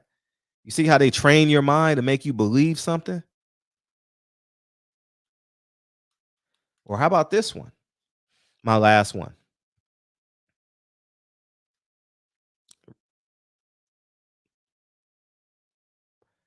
Donald Trump said during George Floyd, how about police? What you gonna do about police? Oh, we gonna fund the police. Everyone said he's a racist. Remember that? Remember during George Floyd? Oh, he's a racist. He's a racist motherfucker.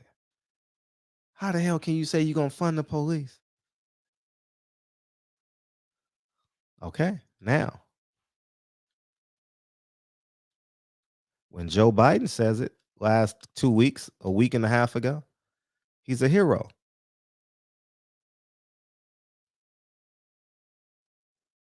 Do you get the brainwashing? He who controls images controls your mind. He who controls media controls history. You're brainwashed. I just proved to you you're brainwashed. Do you get it? You're brainwashed. Okay, I'm gonna show you one in boxing. I just said it. Oscar Valdez and Bob Arum. No drug testing. As a matter of fact, we're gonna let you fight, even though you test positive.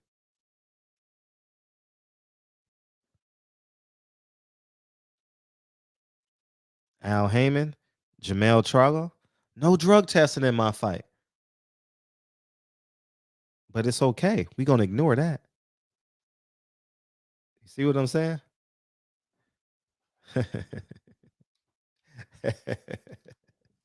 Oh man. You better find your truth. Find your truth and live it, man. You're not gonna be perfect. You're not gonna be perfect, okay? What up, man? What's up, Fred? How you feel? So I'm feeling good. So I just got a question. So this for fighters that's probably listening. I'm sure they are. What does a fighter do when they're at the negotiating table for a contract just to sign, or whether it's exclusive, a partnership, no matter whatever it is? How do you, as a fighter, even if your lawyer's there, your manager, your friend, whoever it is that helps you when it comes to negotiating and signing agreements and this and that, how can you tell the person across from you that's, they got networks behind them or whatever, hey, I don't agree to having this advisory contract in my agreements. Hey, I want to be active.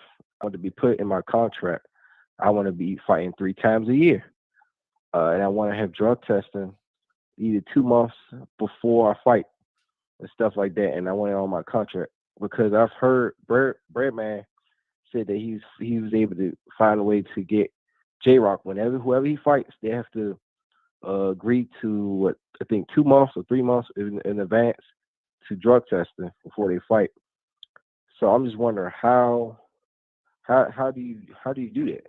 Do you have to have some type of value behind you as a fighter, or just any fighter can do that? Oh, any fighter can negotiate. It doesn't mean you're going to agree to it. But these fighters don't know. They don't have a clue. They just say yes, Al. They just say yes, Bob. Yes, Eddie. I just want to fight, man. Man, I just want to fight, man. Man, I ain't fought. Man, look at Carissa Shields. She had to go all the way across the water to fight. She's a U.S. dog. Do you understand? She is a 2-time Olympic gold medalist. and her contract says she has to go overseas. That's Jesse Owens like. Well, honestly, I agree. She should, because no one cares about her over here, honestly, in the grand scheme. And I look, for the record, I love Clarissa Shields. I respect everything about her because she's one to do what most aren't, which is go into another combat sports and fight. You know, win, lose, or draw. And she didn't make no excuses when she lost. But it's the truth. She has to go over it. That's why I think a month ago, a couple weeks ago back, I was telling you that I think promoters should be, especially if they have a talent like a Keyshawn Davis, a Shakur Stevenson, somebody very supremely talented. They should go to a foreign country that loves boxing, that boxing in their country is like number 2 or number 3, and develop there and get a fan base, build a huge crowd, maybe even sell out a stadium or arena or whatever, and then come to America. And I know you said that it costs a lot of money. And I just feel like I get that, but they're already losing a lot of money on these guys, on these fighters. They're losing a lot. And I just feel like maybe that's just if a fighter that's independent like a Devin Haney, I feel like Haney should be, traveling globally, in my opinion, building a fan base in different places so he can bring those fans, if they're willing to travel, if they can't travel, to America. Because, I heard he didn't sell a lot when he fought Jojo Diaz. I don't know. I wasn't there. But I heard that it's confirmed. It wasn't, I'm not going to shit on him and just come out and say what the number was or whatever. So I don't. It felt like it was a lot of energy when I watched it, though. Oh, no. It was a lot of energy. But as far as like that type of arena, it wasn't. But my point is that I just feel like if these fighters can't take control of their own career and just look out for them fucking selves, then why should they complain? Why complain? Like Jamel Charles, how long Jamel Charles been fighting? Oh man, 15 years? Probably 14? 12, 30, yeah, probably 30. I just can't understand why these fighters don't have to just swallow their pride, tuck their ego away, and just ask fucking questions. Just ask fucking questions, man. Like, they have so much access nowadays. So much access. I don't like, somebody needs to have a professional fight on here. Like, you need to, when you get a chance, have a professional fight on here. Ask them, like, hey, why don't fellow fighters ask questions? Is it pride? What is it? Are they afraid to ask? They see Al Heyman the same way people in the chat see Al Heyman, like a god. Sean Porter been with him his whole career and still can't say his name. You know who I'm talking about. Like, say his name. The fuck? Who you talking? He's a man. He's mortal. What the fuck? Like, wow. These PBC fighters are crazy. They weirdos. Like, you can't even say Al Heyman's name? Get the fuck out of here. Like, who is he? He's just a man that pays you. That's it. He's no more, no less. I think that Sean Porter, I don't think it's you know how when you have a contract, obviously, and you retire, I think he still has a contract running with him. Mm-hmm. Like, if he retires, he has to fight right back on under Al Heyman. I don't know. So I think, no, I'm just saying, this is my opinion. I think that, I've seen it happen in other combat sports. His father, I think Kenny Porter, has fighters under PBC. And I have a feeling that if he say something out of line, yeah, but you get where I'm going. Yeah, but you should be able to say his name. Like, why you can't say his name? You can say Jesus. Same reason why the Gary Russell brothers don't come out and say, Al, why you did this to my brother or that. They, their careers is going, you already know what's going to happen. Mm-hmm. It's the same reason that Andre Ward, Timothy Bradley is not going to come out and say, hey, that's not cool what you doing to Clarence Crawford, and they're friends with Crawford. They know him personally. They go to his fucking house. Yeah. So it's fucked up, though. It's like one big fraternity or broken up fraternity. Right. I don't have the answers to. I mean, I heard your answers. I just don't know if fighters are going to be willing to do that. Mm-hmm. Right. Because some of them, it just seems like they're like you said, they're scared to lose their paycheck. Right. So I mean, what can they do, honestly, Fred? Jamel Charles just admitted to the world that he just basically was almost sabotaged by his own promotional outfit. He basically admitted that shit. Like, PBC tried to set him up. No one's gonna do anything. He basically got set up, and no one's that. This shit is not everywhere. That's crazy. He admitted this shit. He got set up, and they told him to be quiet about this shit. That's fucking crazy, and no one's not gonna give a fuck about it. No one cares. No one cares because he's not white. I think honestly, if you're better, I think you should put money on Castaño. I think it's gonna be some fishy shit in that rematch. I wouldn't be shocked if he lose, and that's gonna be what it is. I don't give a fuck if somebody call me a conspiracy theory because it's clearly Al Heyman doesn't like Jamel Charlo. It's clear. Did Jamel Charlo say anything about Floyd Mayweather in the past? I don't know. I think he said so because it makes no sense for this dude to ask for drug tests and he doesn't get it, and he's the unified champion. He's the A-side. When was the last time you heard the A-side get fucked over? When they both have the same, it's both gonna happen, man. When you representing both fighters, it's gonna happen. One's gonna get preferential treatment. That's just the reality of it. But what value did they see in Castaño? Is he gonna pack the arenas with Argentinians? The fuck? Is he younger than Charlo? I'm confused with all this shit. I mean, in your opinion, if you was Jamel Charlo, what would you do? Would you try to like retire or some shit? And unretire? Oh man, they ain't doing that. They not doing that, man. They just gonna play ignorant. That's what they gonna do. And then when they retire, they gonna yell. It happens to all the fighters. All the fighters yell and scream when they retire. They all do it. Not one fighter. Every fighter complains. Andre Ward complained. Timothy Bradley complained, but they don't do nothing when they're in their prime. They say, "Yes, sir, boss. I'm gonna take this check, boss." They cowards. They cowards, man. They in terms of their business and in terms of their ability, and man, they cowards for real in terms of business. You know, I can't call them a coward. They're not afraid to fight, but they just dumb. Like, how do you let a 90-year-old man put you in a position where you have to say yes? Yeah, you're right for it, because there's fighters who are able to negotiate. Like, hey, I don't want this, I don't want that. I want to fight this many times. I want to fight on the zone. I want to fight on Top Rank, and they could do it. While other fighters, they just sit there. So there's no way we could give them an excuse. If other fighters have shown the ability to be flexible, to be able to get this what they want when they want it and take advantage. Right. So Fred. I mean, you hitting the nail on the head. Unfortunately, a lot of people are fanboys. They're going to protect their fighters. They're going to give them every fucking excuse, and not, think and wake up like, look, at the end of the day, it's the fighters. And I think, you know what? I got to agree with you. I think we had a disagreement, and it is the fighters. So I just want to say, yeah, you're right, Fred. It's not the networks, no, it's the fighters. So been right. That's all I'm gonna leave. Yeah, so I'm gonna just leave it at that.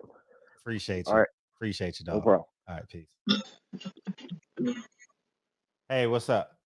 What's going on, brother? How you feel, man? You ready? You ready? Cooking with the champ. Where's Kyle? He ain't in, so we'll do it without him. Forget it. Okay, it's all good. All right, here we go. Cooking with the champ.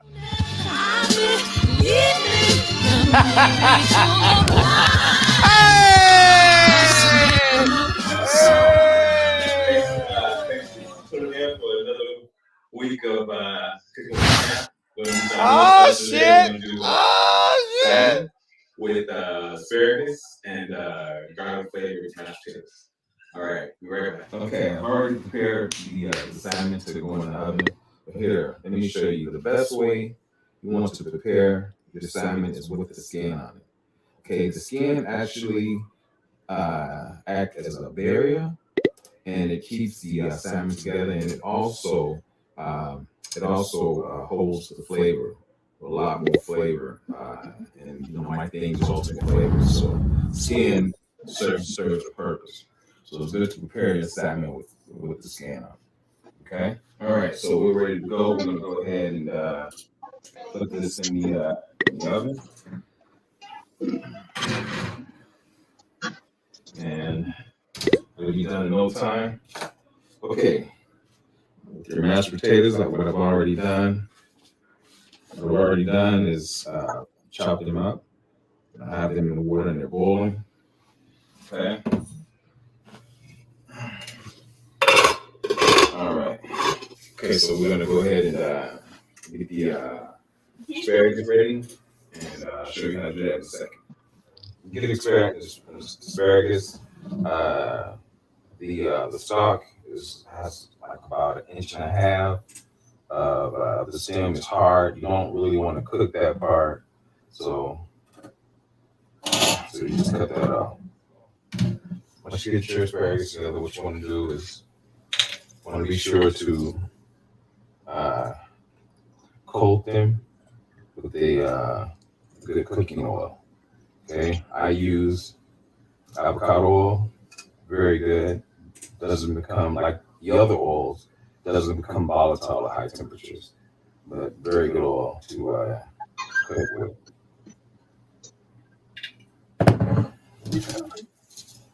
So you want to make sure you get that all asparagus. Okay, a little bit of garlic salt. Okay,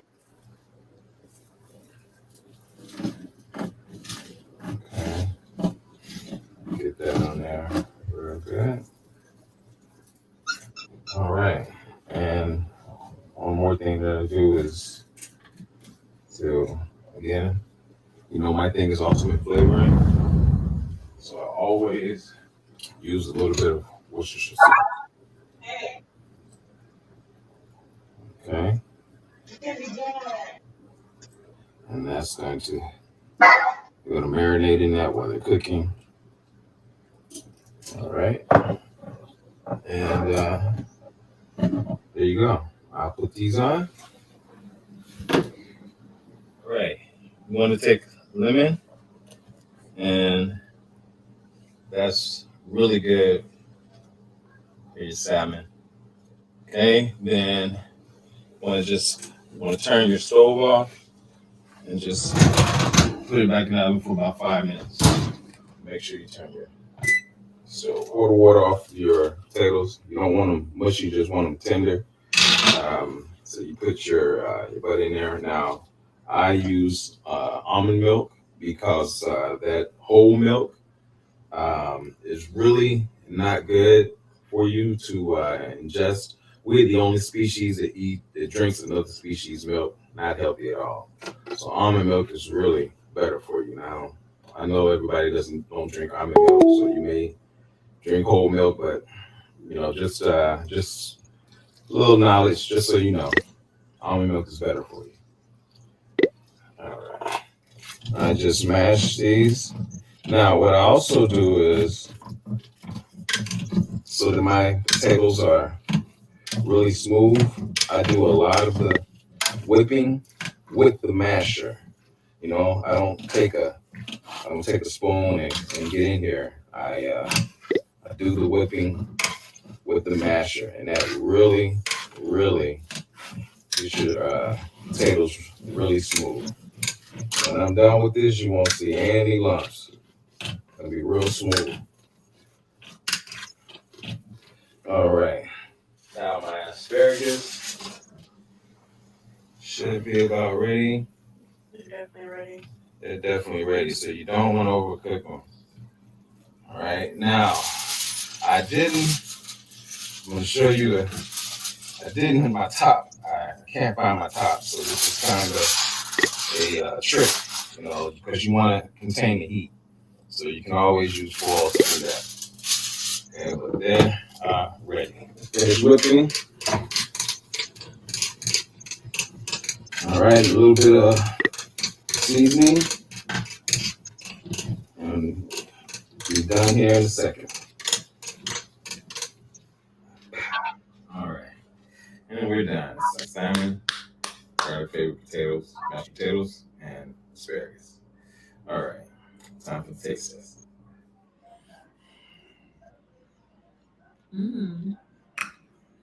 Are the mashed potatoes smooth?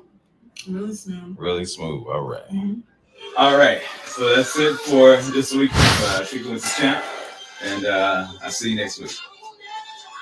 Hey, champion heart. Yeah. Yeah, you, hey, he played it and everything, dog. Oh man. Right. Hey, I am a mashed potato fiend, and I never eat them. Only eat them when I go out and eat steak. But man, Really? yeah, because I can't have them in the house because it'll be a everyday thing. You know what I mean? Right. Yeah. Hey, I really felt like I was in the kitchen with you. I ain't lying. I was like, yeah, I'm engaged. Yeah. I ain't lying, man. Yeah, man. That shit was good. Yeah, they just watched. I replay it for you. Yeah. Yeah. Hey, and the transition to you and your chef coat. Right. Did you check that out? Good job, Ariel. Good job, Ariel. I know that was all Ariel. Good job. Thank you. Yeah, I had to get Ariel on it, man. I had to fire Erica. She was messing around, man. That was fun, dog. That was completely fun. I ain't lying. I was having a ball watching that. I my mic, so you couldn't hear my reactions, but I was having a ball. Right. Yeah, that shit was good. Yeah. That's all good. And you're right about the skin. If you don't cook your salmon with skin, it's just gonna fall apart on you. It's gonna fall apart, exactly. It's gonna fall apart. And, exactly. It's Some people, I eat the skin. Some people don't eat the skin, but you can. It's not gonna hurt you, But it's best to cook it with that skin on it. Yeah, for sure. Yeah, that was good times. That was awesome.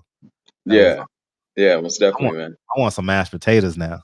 Right. I make some real good mashed potatoes, man. My girls, they love my mashed potatoes.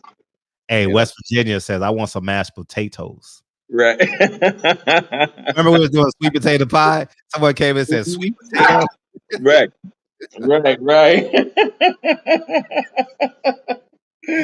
Oh man. Thank you for that. Man. Yeah, that's what's up, man. That was that's a breath what's of fresh air. That was a breath of fresh I got another one for you coming. We did that when I did was it spaghetti? Yeah. Man. Spaghetti and something else, man. I got something else with it. I don't remember. Hey. Cool. Sweet potato poon too? Yeah. No. So I got that one coming. And I'm having a good time doing this, man. It's a good way to test the crowd, most definitely. See, Kevin Brown said, "Now I see why my sound."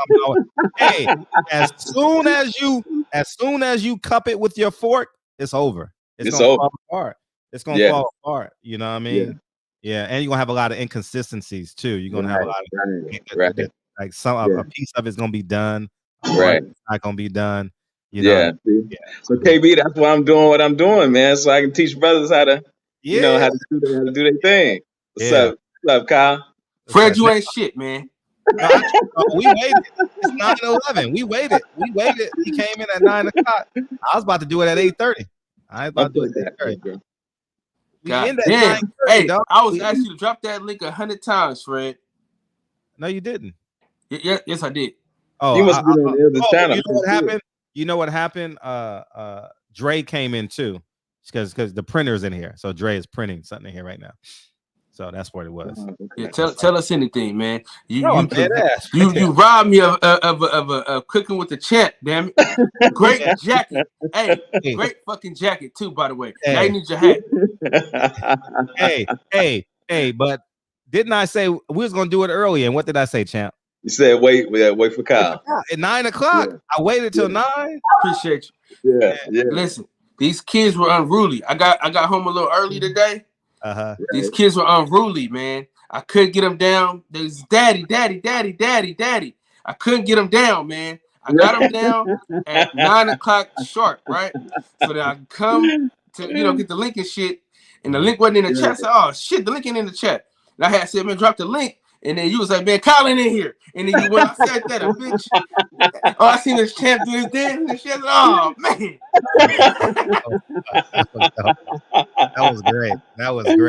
That was This shit, champ. Hey, they getting better too. He got the drops, the titles and shit.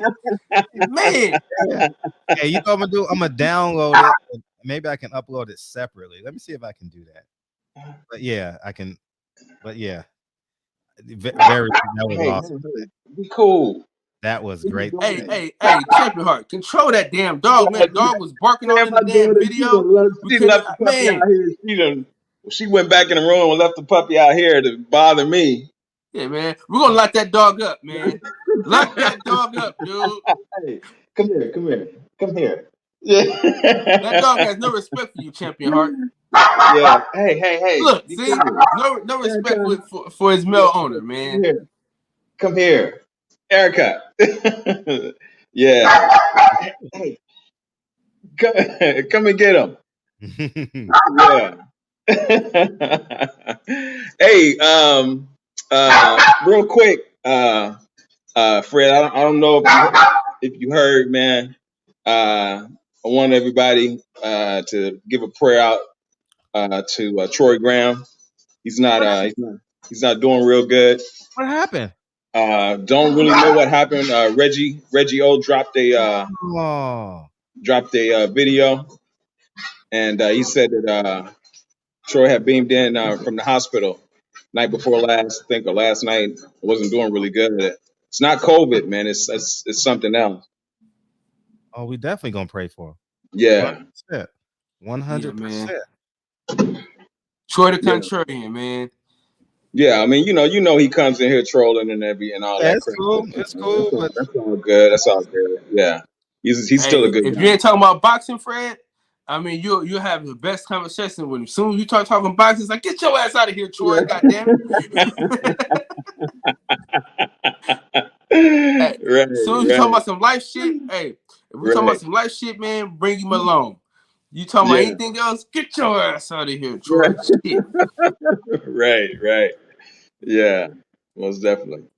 But what was it you said, Fred? I'm gonna give you a little pushback on that. I got you. You were saying that what was the difference with Lil Nas and Luther? Well, the difference is that Luther wasn't pushing an agenda. You know what I'm saying? He wasn't making videos of him simulating fellatio on men and doing lap dances on men. You know what I'm saying? And showing up at schools like the Pied Piper singing kiddie songs to, attract our children. And then next thing you know, he's doing this type of gutter shit on film. Luther wasn't doing that. You know what I'm saying? So that's the difference. He wasn't pushing an agenda. Regardless of his sexuality, he wasn't pushing an agenda. Okay. And two, we're not gonna allow you to disrespect Luther Vandross on here neither, Fred. You want some other shit, man. How you gonna compare a nigga with? Now you could say Prince and Lil Nas X, because they both had their ass cheeks out. Come on, leave Luther out of this, man. We had this conversation. Prince, that's I'm different. just saying, man, they both had their ass out, man. Yeah, you can't protect the man that had his ass hanging out his damn pants. And any woman will argue with you. I don't give a damn what they gonna argue, bro. Assless chaps is not masculine, bro. You can't convince me otherwise, bro. The man had his whole ass out, man. Not the same thing, man. Prince is a musical genius. You know what I'm saying? He doesn't need a gimmick like this kid does. So what the hell? So why did he have the gimmick? If he don't need the gimmick, why did he have one? No. His attire had nothing to do that wasn't a gimmick. That was just how he dressed. He would always push. So you were okay with a man having his booty cheeks exposed? No. That's what you're telling me right now. No, I didn't say that. What I'm saying is, no, you taking up for a nigga that had his booty cheeks out. Fred, are you listening to this? No, Fred ain't listening. See, Fred ain't listening. The only time that you saw that was on that particular song. We should have never saw it though, Champion. No. But understand why he did that. Because the song was basically, when he did that song on the stage, it was all about it was like You supposed stuttering, to. you No, stuttering the shit, It was dog. supposed to. Come on, man. If you know anything about Greek history, it was supposed to be simulating Caligula and all of the orgies that was happening in Rome at that time. So if you looked at what was happening on stage when he was doing that song, so his attire was a part of that song. You know what I'm saying? It wasn't like So it was a you saw symbol for him gay going shit. everywhere. Look, see what I'm saying, bro? Rome was known for gay shit. See what I'm saying? It's Look, not man. the same thing. Lil Nas X is Prince, bro. See what No, you it's did? not. See what you It's just not did? the same See what you thing. just did? Plus, See, thanks, Prince, Kevin Hart. You finally gave it to no, nigga. Prince is Ain't a no musical excuses. genius. Prince is No a musical excuses. genius. You said it was Rome, and Rome was notorious for So that gay Prince shit. is a musical genius. They're not even in the same realm. I don't give a fuck what kind of music the nigga makes. They're the same. They both had their ass out with men. You fuck what you talking about, man. I don't give a fuck what his music was or how good his music is. Listen, Old Town Road is one of the most highest grossing songs probably ever. Okay? Country and rap. So you can't talk shit about him and give Prince a pass. Nah, hell no. They both don't get a pass for having their ass out. We're discussing who's more gay. Huh? That's what this debate is about. Who's more gay? Who's more gay? Yeah, Who's more gay? Yeah, who's more gay? Luther or Lil Nas X? Lil Nas X. I mean, they all gay. So I mean, they all do. Luther and Lil Nas was gay, but what I'm saying was Luther wasn't pushing an agenda. That's different. I'm not gonna believe that. I'm not gonna believe that that Luther Vandross is gay, man. Yeah. When I Where's the found out, proof? well, I dated a young lady who was one of his backup singers, and she told me about what was happening on tour. Excuse me, on tour when they were in Australia. And when she told me he was gay, I was like, remember that scene in Rocky where Mickey died? You know, and Rocky was like, no.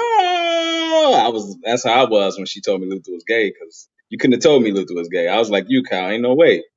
But come to find out, that's what it was.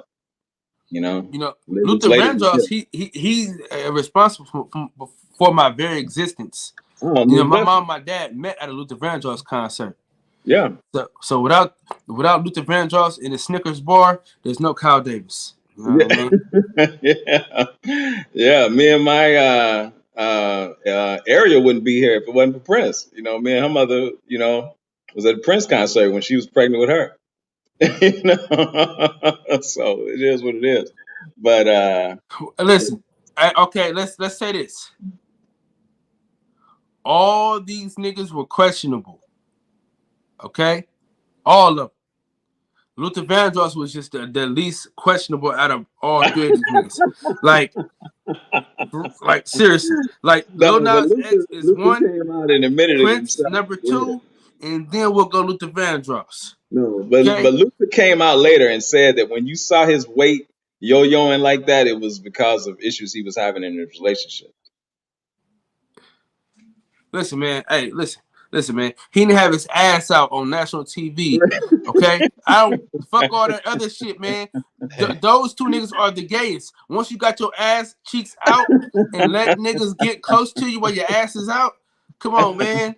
Hey, come on. I'm telling you, man. If you just let it go, man. Listen, let it go, man. Let it go, brother. Okay?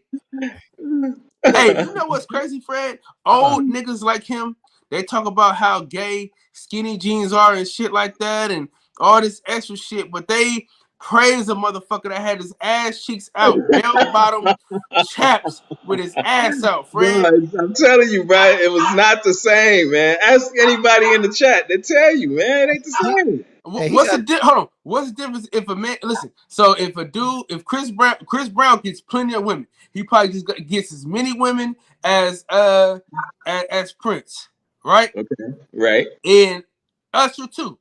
I have a problem with Usher and his new chain. The motherfucker has on a pearl necklace. Yeah. That's the same as assless chaps in my book, man. I'm not making no excuses for Usher Raymond, I ain't making no excuses for that fucker Prince. God rest his soul, but I ain't making no excuses for that nigga, man. That nigga Usher's out of pocket. The man has on a pearl necklace, bro. The Boondocks warned us about this, man. Yeah, the Boondocks did definitely warn us about this. You're right. No. Dre says a man can wear a pearl necklace. Nah. You can't do it. So just like Usher can't wear the pearl necklaces, neither can you wear assless chaps. Right now, I bet you Dre like Prince, and she thought, and I bet she thought that was sexy when he had those. So if a girl thinks wearing a pearl necklace is sexy, is it okay to do? Well, no, it's different. Oh, it's different. How is it different? I told you, hey, this is the same as like people like with Bob Arum and Al Heyman. It's the same thing. Hey, you just gotta accept it's weird shit. It's some weird shit. It's some weird shit. You know what, Fred, you're right, man. These boxers, I related to the NFL, man. They don't recognize their power. They don't. You know what I'm saying? I related to the same thing. You know, when that stuff went down with Cap, you know how they stood with him. They could have shut the NFL down. You know, but they were afraid. They were afraid. You know, to make that stand. You know, that statement. What was that book about a $40 million slave? That's true. Yeah. You know, but yeah, I relate. The boxers the same thing, man. They don't recognize their power. Hey, yeah. And you know who else we can't excuse, Fred? Oh shit. We can't excuse Biggie Smalls neither. Oh, that Klein looks so good. I suck on her. Yeah, that corny shit. What happened? I said he'd rather have sex with RuPaul than Candy Bears. Now, if I show you Candy Bears, you are going to say, bro, you out of fucking pocket, bro. You know what I'm saying? So RuPaul is a Biggie man. can't get no pass, neither can Prince. This is all I'm saying to you, brother. Kyle, RuPaul is a man. RuPaul is a man. Huh? RuPaul is a man. That's what I'm telling you. He'd rather have sex with a dude than Candy Bears. Candy Bears is fine as hell, dog. Oh, wow. That's the same as assless chaps, Fred. The nigga said he'd rather have sex with RuPaul than an actual female, guys. Yeah, that's You're done. That's wasted. That's wasted. What's up, Jeff Smith? Yeah, man, that's corny as hell. That's corny as ever, man. Hey, yeah, man, it's yeah. But when the ladies were throwing panties at Luther, he rather had draws though. You know what I mean? He was like, man, bro, where the draws at? Where the draws? Right. Where the draws at? The Fruity Balloons. What is the Fruity Balloons? Where the draws at? Oh shit. Oh man. I ain't lying, man. Luther, man. Luther, Lil Nas X, all the motherfuckers, man. Freddie Jackson, all of them, man. Freddie Jackson? Yeah, Freddie Jackson, a punk, man. Kyle. You know that? Teddy Pendergrass, all of them, dog. Well, in Teddy's defense, Teddy said he didn't know. Oh well, I mean,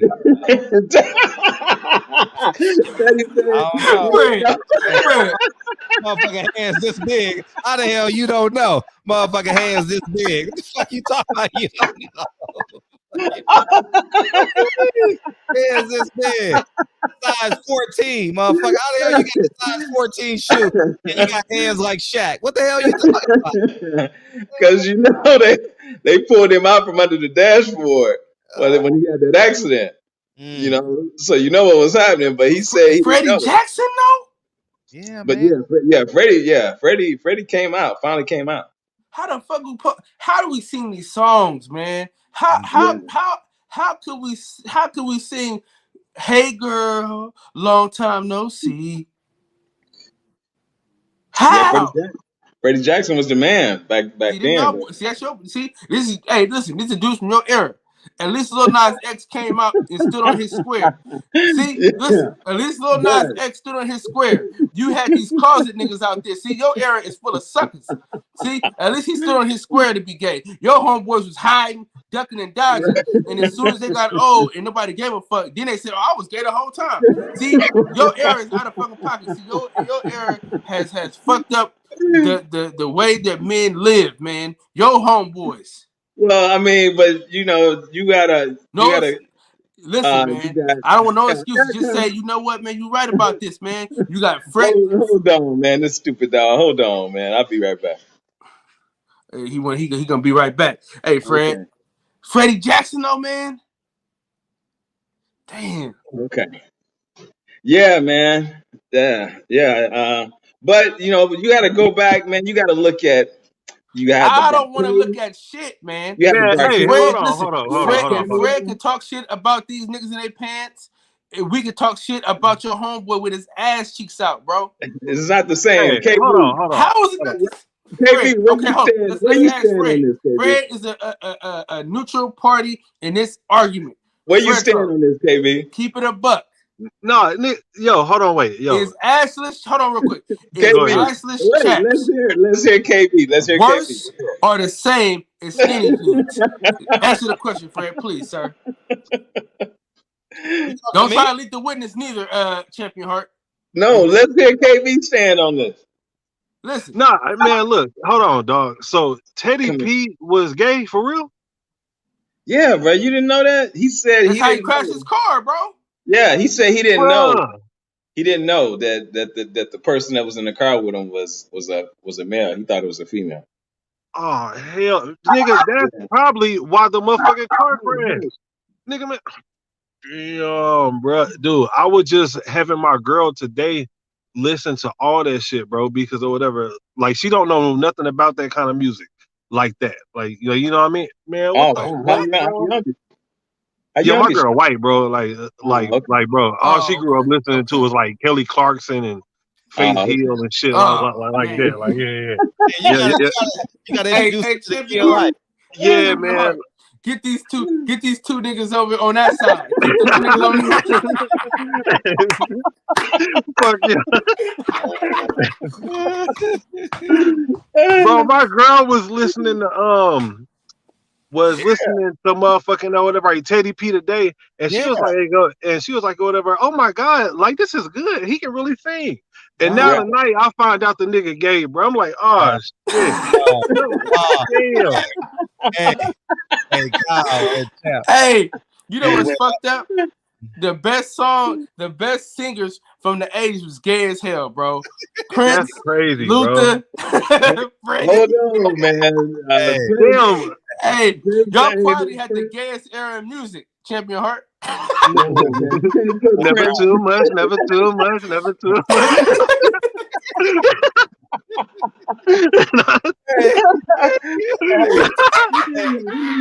need some women on here, man, so they can tell you Prince was not gay, man.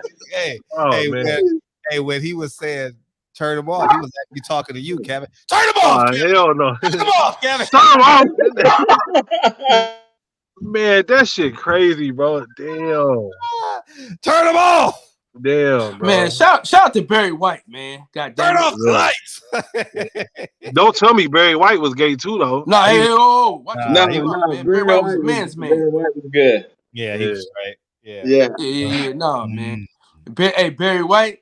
That's what you preach. Girl. Yeah. Just you and me. Every time I'm alone with you, you keep talking about you love me. Hey, baby, I had my. I ain't heard no Barry White in a minute.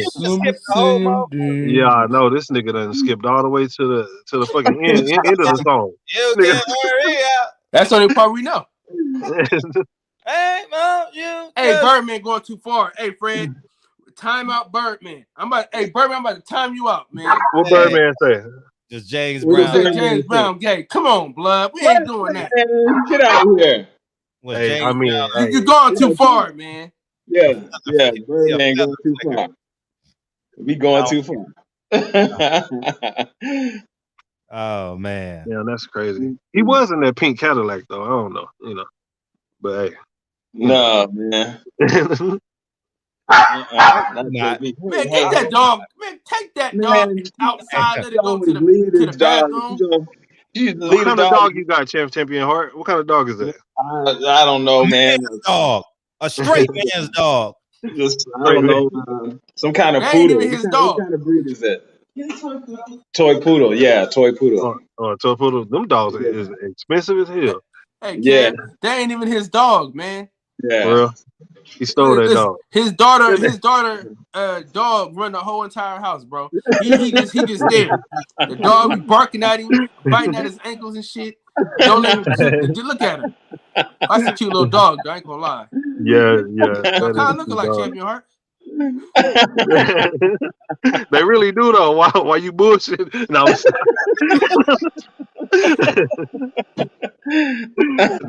just fucking with you. Man, Birdman, get out of here. He gonna say James Brown was good because of his hairstyle. Get the fuck out of here, man. Every nigga back then had a fucking perm, bro. They had that perm. Nigga, look, the Temptations had a perm. The fucking Dales had a perm. The perm was like the shit back then. Right. If you ain't have a perm, nigga, look, you wasn't shit. Nigga, you had to have that perm. Barcades, Ohio Players, Cameo, they all had the perm. Everybody had one. Yeah. That's how my guy, that's how he lost his hair, boy. Had that perm, boy, his whole shit fell out. Damn. What is that? That's fucked up. Whole shit just nigga looking just like motherfucking Champion Heart now, huh? Nigga all fucked up. Y'all gonna be niggas gonna be wearing fitteds and shit. Niggas gonna be hiding their ball spots and shit. For real. Shit, I'm there now though. Nigga, look, boy. Shit, nigga, hey, look, I don't leave the house without. Don't let that picture fool without you, a hat, nigga. Kev, a fucking Fundora, all that shit, nigga. I'm wearing by the way. Hey, Kev, change that goddamn picture, man. Hey, that was hey, this motherfucker. Hey, Fred, he's tricking the people. Fred, Kevin is tricking the people right now, bro. Tricking the people. I'm the only my nigga up picture here from with like hair, cuz the only one. I got a little bit of. I got a little bit of something, you know. He done. Look at him. You know, I got a little something. You know, he out of pocket. Change that goddamn icon. Niggas going to the barbershop, man. What kind of shit is that? Hey, I'm gonna change that shit the next time, though. Let it go, man. Let it go. Man. Hey, how old all were right, you? y'all, man. I'm out, man. Hey, how old were you in this picture, Kev? How old were you? Huh? How old were you? I was probably like 26. How long ago was that? Like 4 years ago. Oh, 4 years ago. Yeah. That nigga like he on parole right there. Fuck y'all. I don't want to be here. Hell, you want to be here, nigga.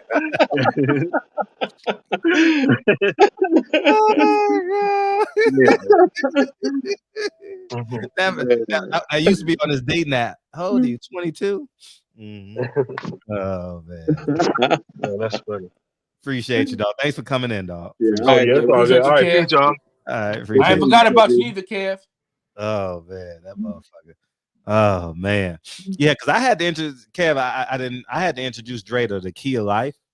What else? She grew up with modern music like Jodeci and Alicia Keys. And, Bobby Brown and all that shit. But I took her to the 70s. Right. Her dad was like an essay, like what's that guy? He was an Art Laboe guy. You know what I mean? So she got that kind of like old school, you know, she didn't get the like the Pointer Sisters and stuff like that. Right. So yeah. So, but yeah, man, this was a fun ass. This is a great way to end this show. That shit was good. Shout that Champion shit Heart, man. Motherfucker. Cooking with the fucking champ. See it all. Hey, if anybody want to do an episode, we got a couple days open. You know what I mean? Got Champ on Tuesday. You know, hey, I can't wait till we have a guest on a Tuesday and they gotta watch this shit, dog. That's gonna hey, we got motherfucker Mike Tyson, this motherfucker. You gotta watch this shit. That'll be funny. That would be funny, dog. That would be funny as hell. Oh, man. Hey, they said nigga catfish. They could be catfish. Oh, I'm talking about KB. Shit. Hey, tell that dog it's 11:37, man. Yeah, man, that dog do his thing, man. Whatever he want to do. Hey, he don't get no respect, man. That motherfucker in the car. That's what you need to put that nigga in the car. He gonna shut up. Let that nigga sleep outside for a night. It's 32 degrees. That motherfucker shake like a motherfucker. He gonna be quiet there. Yeah. Yeah. Man, Oh, man. You bought clothes for that dog. Man. Hey, Champion Heart, man. But y'all y'all quietly, y'all got some of the gayest. Hey, matter of fact, does Tevin Campbell help? Does he count for y'all? No, he us. Tevin Campbell, me. That's your era. Yeah, Tevin Campbell. Yeah, that's your era. How old are you, champ? How old are you, champ? I'm 56. Yeah, that's my era. Because that was like high school for me. Right. Middle school, high school. Yeah, that shit was a hit, nigga. Woo, that shit was a hit. Can we talk? Oh yes, that's your era. Yeah, that's my era. That he was above me. That's your era. Okay. Well, listen, it's he got the gayest era though. He got Freddie, Teddy. Let's see who. Prince. What you doing? Hold up, man. You can't keep putting Prince in that category, man. We already had this nigga whole ass cheeks. Oh, hold on. Matter of fact, let Fred answer this question. Fred, assless pants. So assless pockets. You know what I'm saying? No. He had no back pockets. He just had all ass cheeks or skinny jeans. What you wearing? You gotta choose, Fred. You got to wear these pants like out and about. Is you wearing the ass pockets or you wearing the skinny jeans? What you wearing? I think I'm going to wear my jeans. I'm not gonna defend a nigga like that. I tell you that damn much. I'm not defending a nigga. Hell nah. You ain't about to say, oh no, yeah, his ass is out. He ain't gay. I ain't saying shit. Hey, but man. Q Adore real quick. Musical genius, man. Yeah, you could be a genius too. You could be a genius as well, you know. Why you keep saying that he's a genius? Who gives a fuck, man? Why you keep saying that like that? Like that's like just because you're a genius, you can just do whatever the fuck you want. You can't. It's their defense mechanism. It's his defense mechanism. Hey, you know. Hey, hold on, man. There's a movie coming out in May. You know what it's called? Champion Heart. A movie coming out in May. Yeah, you know what it's called? No. Checks and balances, nigga. Checks and balances, motherfucker. God damn it. Shout out to my nigga Fred. Checks and balances, nigga. You can't ask your daughter. Hold on. No. Ask your daughter, is it okay if her dude left the house with his ass cheeks out? Go ahead and ask her. No, she's damn your ear. No. She just walked past and just saw her. Ask her real quick. She didn't walk past, she ran past. Yeah, she's a totally different era. She don't even remember. Prince. Nah, see, look at it. Nah, man. Listen, what you know what Fred always says? She knows who Prince is, listen, but Fred said you a man in all. He said you are men in all eras. You know what I'm saying? Yeah, you wouldn't catch. Listen, you wouldn't catch Malcolm X wearing no ass pants. Oh, go ahead and ask her real quick, Champion Heart, please, sir. She know who Prince is, but she wasn't. Defended Prince. That motherfucker defended Prince like a motherfucker. Oh, you know who Prince is. Is that Erica? Is that Erica? That's Ariel. Is that Erica, Champion Heart? Yeah, that's Erica. Oh, that's Erica. Hey, Erica. Okay, question for you. Would you rather have your guy have his ass cheeks out like he had the assless chaps or skinny jeans? Which one are you taking? Skinny jeans. Thank you. Now, what would you say about a man with his ass cheeks hanging out his back pockets? Oh. He different, right? So instead of having pockets, he just got ass cheeks. No. What is your take on the matter? The wrong careful, man. Nobody's walking around performing in a show and walking around like that's two different things, man. Nobody's walking around like that. That just means he's very flamboyant. Your dad is defending a man that had his ass cheeks for pockets. That's what's going on right now. Yeah, true, man. Damn sure was. Hey, Champion Heart, cooking excellent. Culture F. Cooking A. F.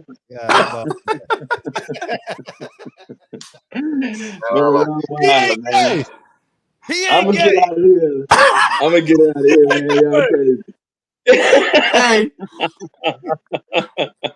Hey, you going live tonight, Kyle? Oh, hey, that's what we're talking about tonight. All right. Hands. I'll be over there, man. Y'all crazy. All right, my brothers. See you next Tuesday, big homie. Thank you. I totally appreciate you doing that for us.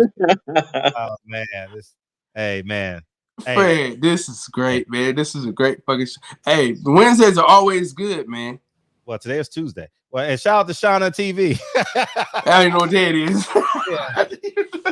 Life is that good. Life is that good. So we had a woman in just having a good time. So yeah. Big day tomorrow. Big day tomorrow. For who? For you, Nick. Oh yeah. Unique Don was in the building. Appreciate you, Unique Don. Patricia's in there somewhere. Thank you. You know. Yeah, Rodman and dresses, man. I didn't nigga married himself. Nigga went to New York and married himself, right? That what he did. Oh shit. LOL. Fred, keep your foot. Love y'all, man. On these suckers' necks. Yep. You know, in the words of the great philosopher DB, Fredro. Yeah. Play the song, Fred. Appreciate you, man. Appreciate you, Picasso, Rob G Films, Messenger. Shauna TV, welcome to the show. Welcome to the show. Rob G, your part's coming up, big homie. Kevin Brower, appreciate you, man. Don't feel bad. I had to do the same thing too, man. That's what we do, man. Hey, Planet 619. Hey, Wesley, man. Thank you guys. Thank you guys for coming in here, man. Thank you. Thank you. Thank you. Thank you. I totally appreciate you, man. Appreciate you. Thank you so much. Man, this was a fun show. Thanks, Kyle, for lightening up. Thank you, dog. And I appreciate you, Big Fred. Most definitely. I laughed for 35, 45 minutes, man. We had a ball, dude. That motherfucker said he out here defending a man with his ass. I ain't defending him up over there. Hey, I'm about to eat these pistachios, taking shit. I ain't about to have peoples and that is. Hell no. What's up, people? Welcome back. Welcome home, man. Yeah. Oh, hell no. Hey, I can't wait to read the chat tomorrow, bro. Yeah, that shit was funny. Hey, this is definitely replayable. You know what I mean? You definitely want to replay that segment for sure. Oh, man. Players ball. Appreciate you, big homie.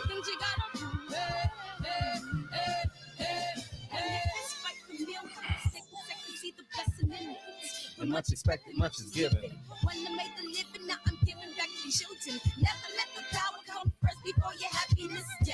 You can be the best if you go the distance. Mix a little sweat with your persistence. You know that the best things are never instant. Just shine up, let us see your brilliance. Get up, open up your eyes now. It's the moment of truth. No backing down. We're bringing it through like for the children, it's a given. You gotta give it. Rob G. This my personal statement. Run the game like I'm ASICs. Learn to develop patience, determined to be the greatest. Yeah, bobbing and weaving, they changing up like the seasons. Indigenous to the grind, so I do it for all my people. Jabbing the competition, back up against the ropes. You fighting for recognition. I'm fighting just to promote. This is a great song, Fred. Isn't it? Isn't it? Focus on common goals. Yeah. Give love and never give up, stand tall to fight another day. 2 toes, 2 feet, I stand on the ground. I'm going back soon and fight this final round. Nice to play with no rehearsal. And here comes to your throne. Take it personal, cause the devil is a lie. I might add this to the movie. Oh, what you do if I can find a spot. Some things you gotta do. Hey, hey, hey, hey,